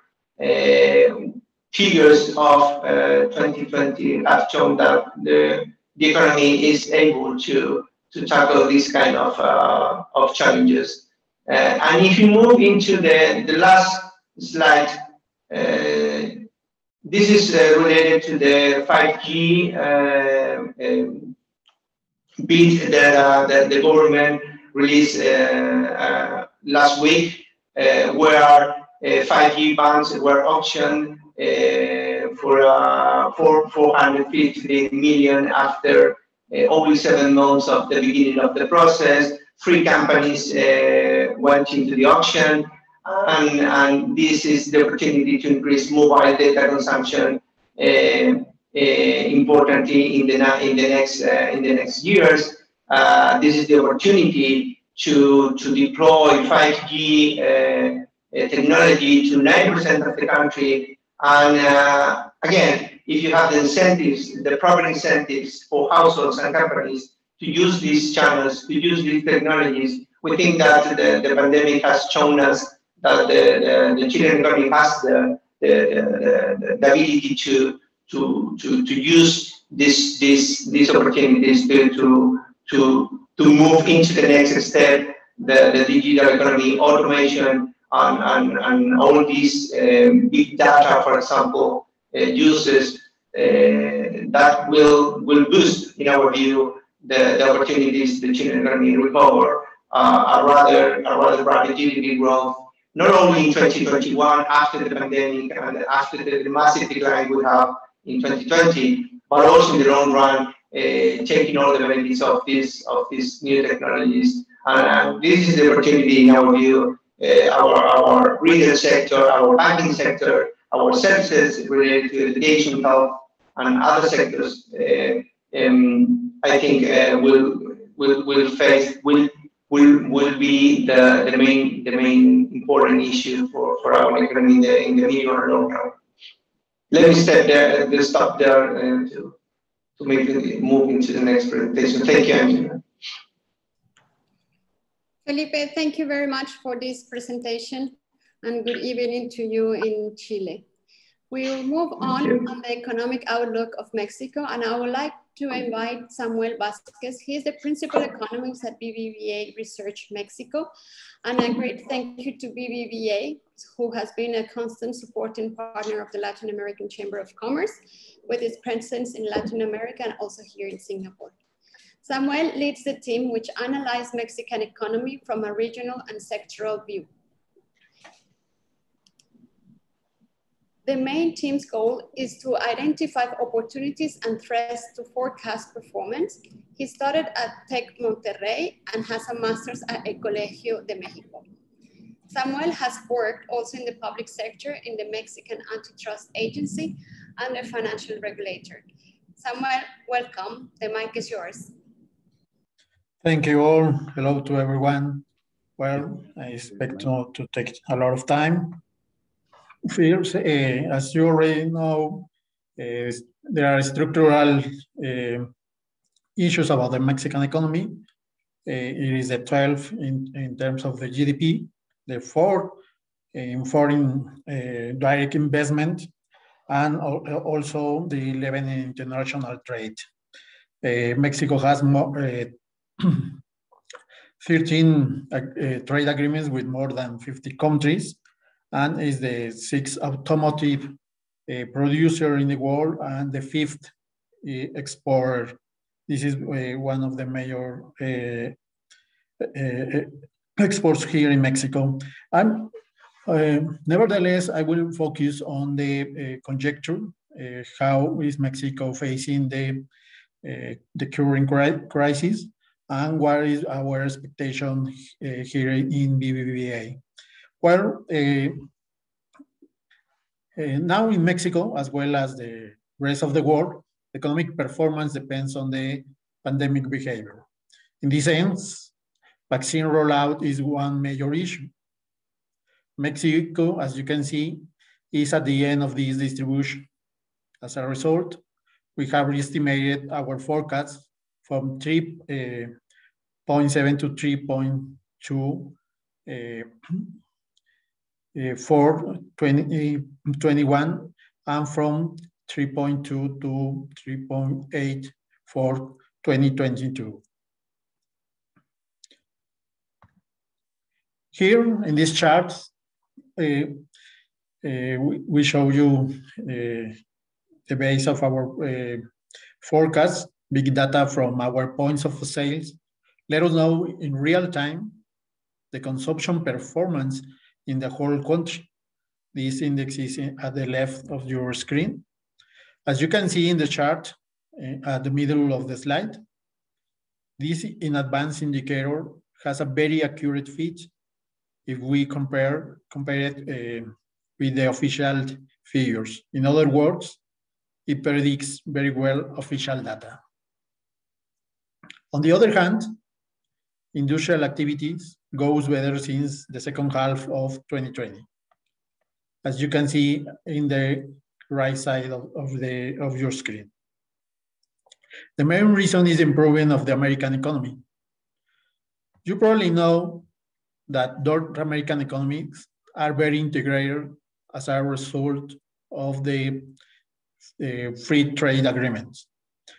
Other way to understand this phenomenon is to think about global value chains. Now Mexico and the US produce many industrial goods together across the border in order to be competitive in the whole world. The layer also explains why manufacturers are improving, while construction is not, again, in the right side of these screens. Keep in mind that construction is not a very tradable good in comparison with manufacturers.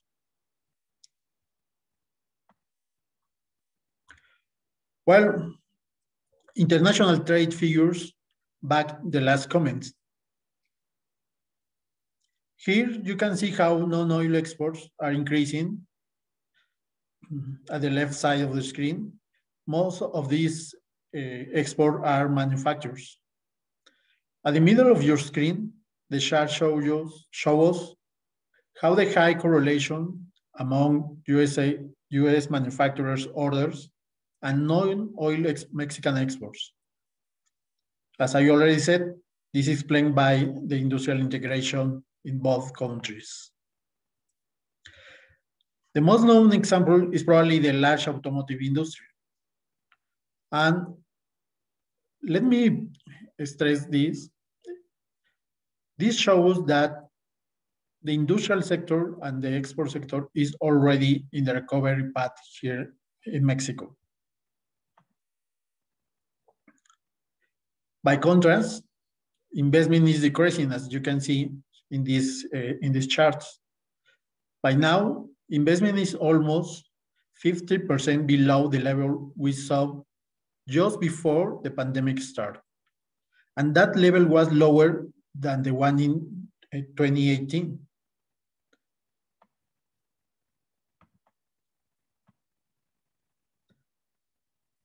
Here, at the bottom of the first chart, you can see how construction, again, is the one with the worst performance, as you can see the orange line in the chart. On the other hand, at the top of this, machinery and equipment investment goes better, as this kind of investment is related to manufacturing industry. Once more, in the middle of the screen, excuse me. Once more, in the middle of the screen, you can see our big data indicators from our systems. There, figures show us that there is a stark recovery path from investment, the other hand of the aggregate demand. These data tell us in real time that investment could start to recover by the second half of this year. Now, what about employment? As investment falls, employment goes in the same direction. Once employment decreases, consumption follows the same path. Mexican economy is still far from the employment level before the pandemic, as we can see in the first chart at the left of the screen. A short-run recovery is not feasible as a partial lockdown continues and immunization goes slow, as many other countries. Our analysis focuses on formal employment as it is the main driver for consumption and better jobs. By formal employment, we refer to those jobs with health, insurance, retirement programs, and contracts. Again, the last chart in this screen, we show you our forecast for employment. Recovery is expected to the beginning of 2023.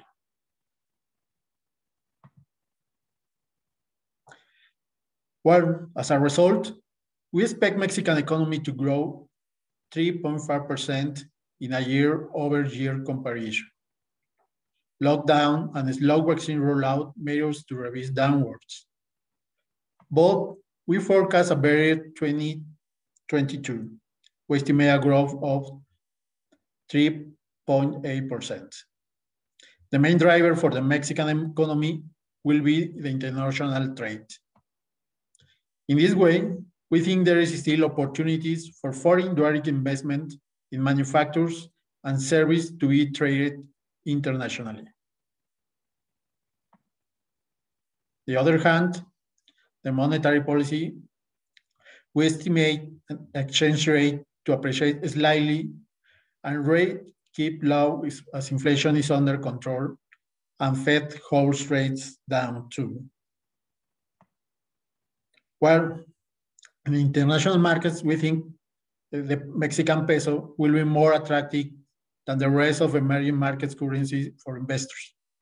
The main argument is that Mexican bonds are paying higher rates than inflation, and inflation is not a risk, as we will see in a few moments. If we also take into consideration the improvement in international trade and remittances, we expect an appreciation by the end of the current year. 19.2 pesos per US dollar. Back to the long run tendency. This is a very stable exchange rate for the last years.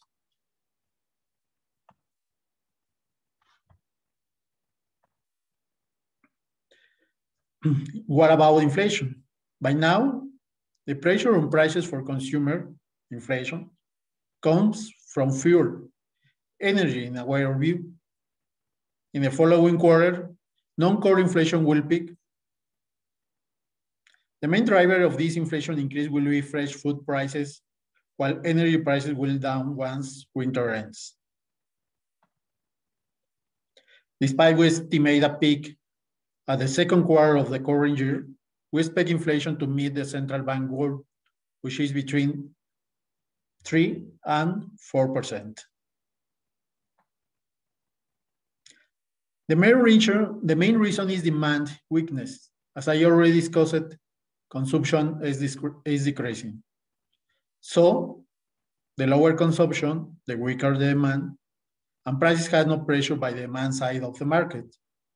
Once inflation is again into the central bank's goal, we can expect inflation to keep into the range for the midterm. Well, we can think inflation target will we meet, as there is no evidence against that, as we already seen. So please, in this sense, we expect rate cuts by the central bank. When inflation is under control, there is no need for an increase in the reference rate. So just to conclude, some final remarks is that we expect to start recovery by the end of this year. Inflation is controlled. It is below 4%. Monetary policy is highly probably to cut rates even more. Exchange rate is very stable. Exchange risk is not a relevant issue for the Mexican economy, and international trade is already increasing. Mexican industry is already in the recovery path. We are not expecting for recovery in the main economic activity in Mexico. It is already in this recovery path. And this is all for me. And I thank you to all of you for your attention and let me be here with you. Thank you. Samuel, thank you very much for your support from Mexico, and also to Michael here from the office in BBVA Singapore. Thank you very much for your support. And we are moving to the end of our webinar. And to conclude, I would like to invite Ken Wai. He is a member of a Latin American Business Ambassador Group, the LABA Group, which supports the efforts of the LatAmCham connecting business in both regions. Ken Wai is the CEO of Crimson Logic, a company focusing on solutions, products, and service for cross-border trade. To date, the company has 19 offices worldwide with a large presence in Latin America. Ken Wai worked in Microsoft for nearly 16 years, with the last appointment as the Vice President for Public Sector in Asia. He was responsible for the company's business with the government and government organizations across Asia. Ken Wai started his career in IT with the National Computer Board in 1983, and his last appointment was Assistant Chief Executive in the industry. Ken Wai is actively involved in the local Singapore IT community, and he's currently a member of the Info Communication Media Development Authority Board. Ken Wai, thank you very much. Thanks, Angela. Thanks for the opportunity to close out this session. I think it's been great listening to the ambassadors and presenters give a great overview of the situation and opportunities in Brazil, Colombia, Chile, and Mexico. Being familiar with the region, I can only echo their excitement for the region. I guess when compared with other Singaporeans, I have an unusual link with LatAm. Singaporeans may know that prior to joining Crimson Logic, I was at Microsoft, but I'm not sure if you knew that my first 4 bosses were all Latin Americans, from Colombia, Venezuela, Argentina, and Chile. When I joined CL, I was pleased to see the Latin America connection grow. My company has been in Latin America since 2003, when we secured our first project with the Panama Canal Authority. Since then, we have done businesses in over 10 Latin American countries. I now have people in 7 LatAm countries in Panama, Chile, Peru, Mexico, TNT, Bahamas, Suriname, and St. Lucia. My LatAm HQ is in Panama, and I have a small Caribbean HQ in Trinidad and Tobago. I also have a small development center in Panama. I must say that the people there are very good and do develop good codes. And while we are finding ways to deal with COVID, I'm happy to say that the digital solutions that we put in place for the governments that I worked with have managed to keep their businesses going. Now, my journey in Latin America, my company's journey has been very fulfilling. We've grown our business and now contributes about 12–15% of total revenues. I think LatAm is a classic red ocean, blue ocean scenario. Now, competition in Asia, Southeast Asia is very high.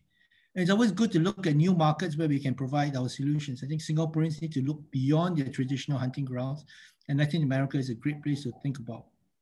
The opportunities outlined are real, but however, it doesn't mean it's slam dunk for Singaporean companies. Just because you come from Singapore doesn't mean you'll buy a solution. We still need to make sure we bring our A game and have our best solutions on offer. LatAm has a strong relationship with Europe, so you come up against companies from there. For example, my biggest competitor is from Spain, someone who I don't encounter anywhere else in the rest of the world.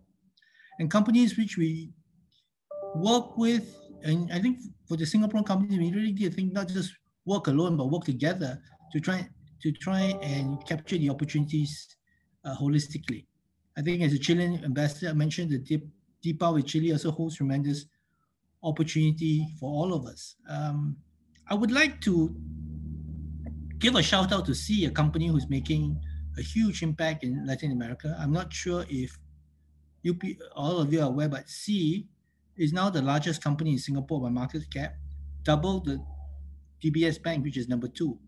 C has good business in Mexico and Brazil, starting with their gaming business.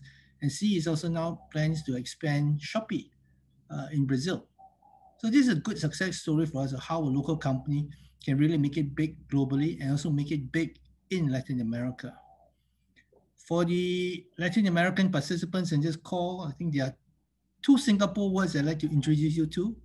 The ambassadors should be familiar with them. The first is kiasi, which literally translates to mean afraid to die. So what this means is when you meet a Singaporean, you'll find that we are generally very cautious. We'll think before we jump, but we'll think carefully. And the second word is kiasu, which means afraid to lose. And this translates to a situation where one does not want to lose out and not wanting to miss out on an opportunity. So for my Singaporean colleagues, I'll urge you to cast aside your kiasi attitude and take the first step going forward, and then double down on your kiasu attitude and make the investment in Latin America worthwhile. The digital platform is great as we now have the opportunity to bring LatAm to Singapore, but nothing beats seeing the region and the opportunities in person. So while a 30-hour travel to LatAm can be a little daunting, I think it's worthwhile. And with most of us now spending a year at home, I think we are all looking forward to get on the plane and travel again. We have exciting opportunities in LatAm. I have an exciting experience in LatAm, and I urge Singaporeans to join me and explore this new land together. Thanks, Angela. KY, thank you very much. I think you were spot on.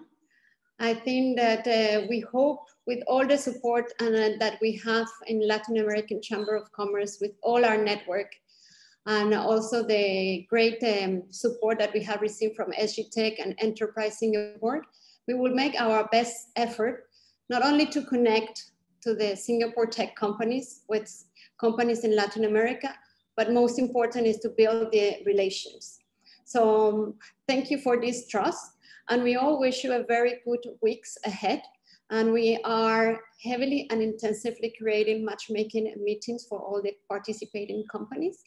And with this, I will pass on to my colleague Ying, who will give some details to the participating companies. And I will thank the panelists and wish them a good day and a good evening in Latin America. Thank you. Thank you, Angela. Thank you to the panelists. You may drop off now. I will now give some brief details to the participants for this e-business mission. So please stay on for the participants.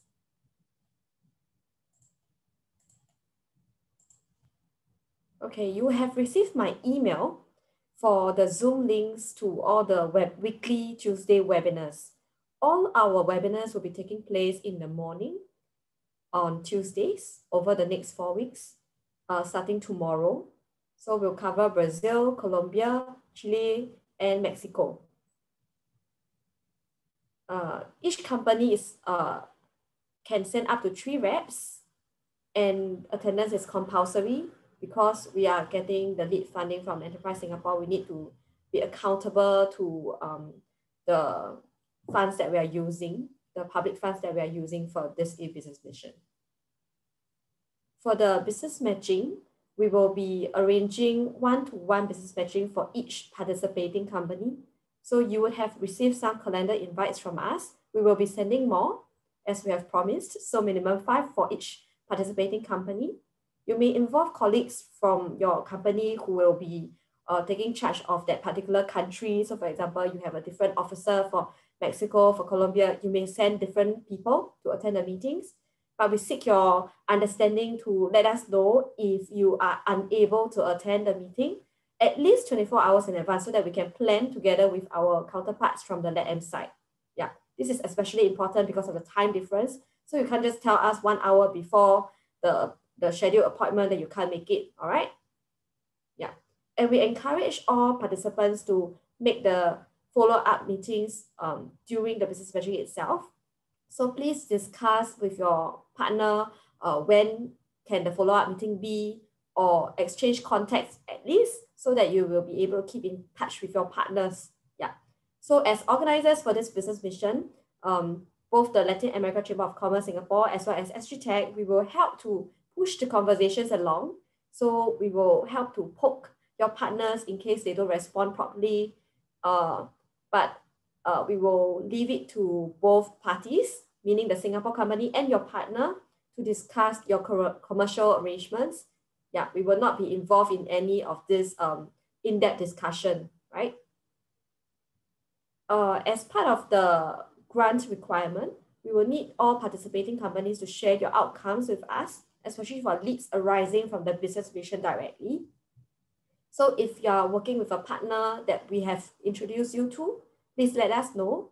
And SGTech will actively check in with you at the 6 month, 12 month, and 24-month mark to ensure that you are following up with your partner, or if the project has unfortunately come to an end, you should also let us know so that we can keep track of all the status of the projects. Yeah. Lastly, we will also be requiring all the participants to fill up a survey. We'll be sharing this survey at the end, towards the end of the business mission, right? But meanwhile, if you have any comments or feedback to us during the process of the business mission, please also reach out to us. You can get our contact details in the same email that I've sent to you. And I'm sure all of us are also connected with Angela and myself directly on email. So just reach out to us directly if you have any clarification that you need to make, all right? And with this, I have come to the end of my admin briefing. I will stay on for a little while in case participants for the e-business session, you have any further questions for me. So just feel free to raise it in the Q&A, and I'll wait until all the participants leave before I end off this session. All right. Once again, thank you to all the panelists. I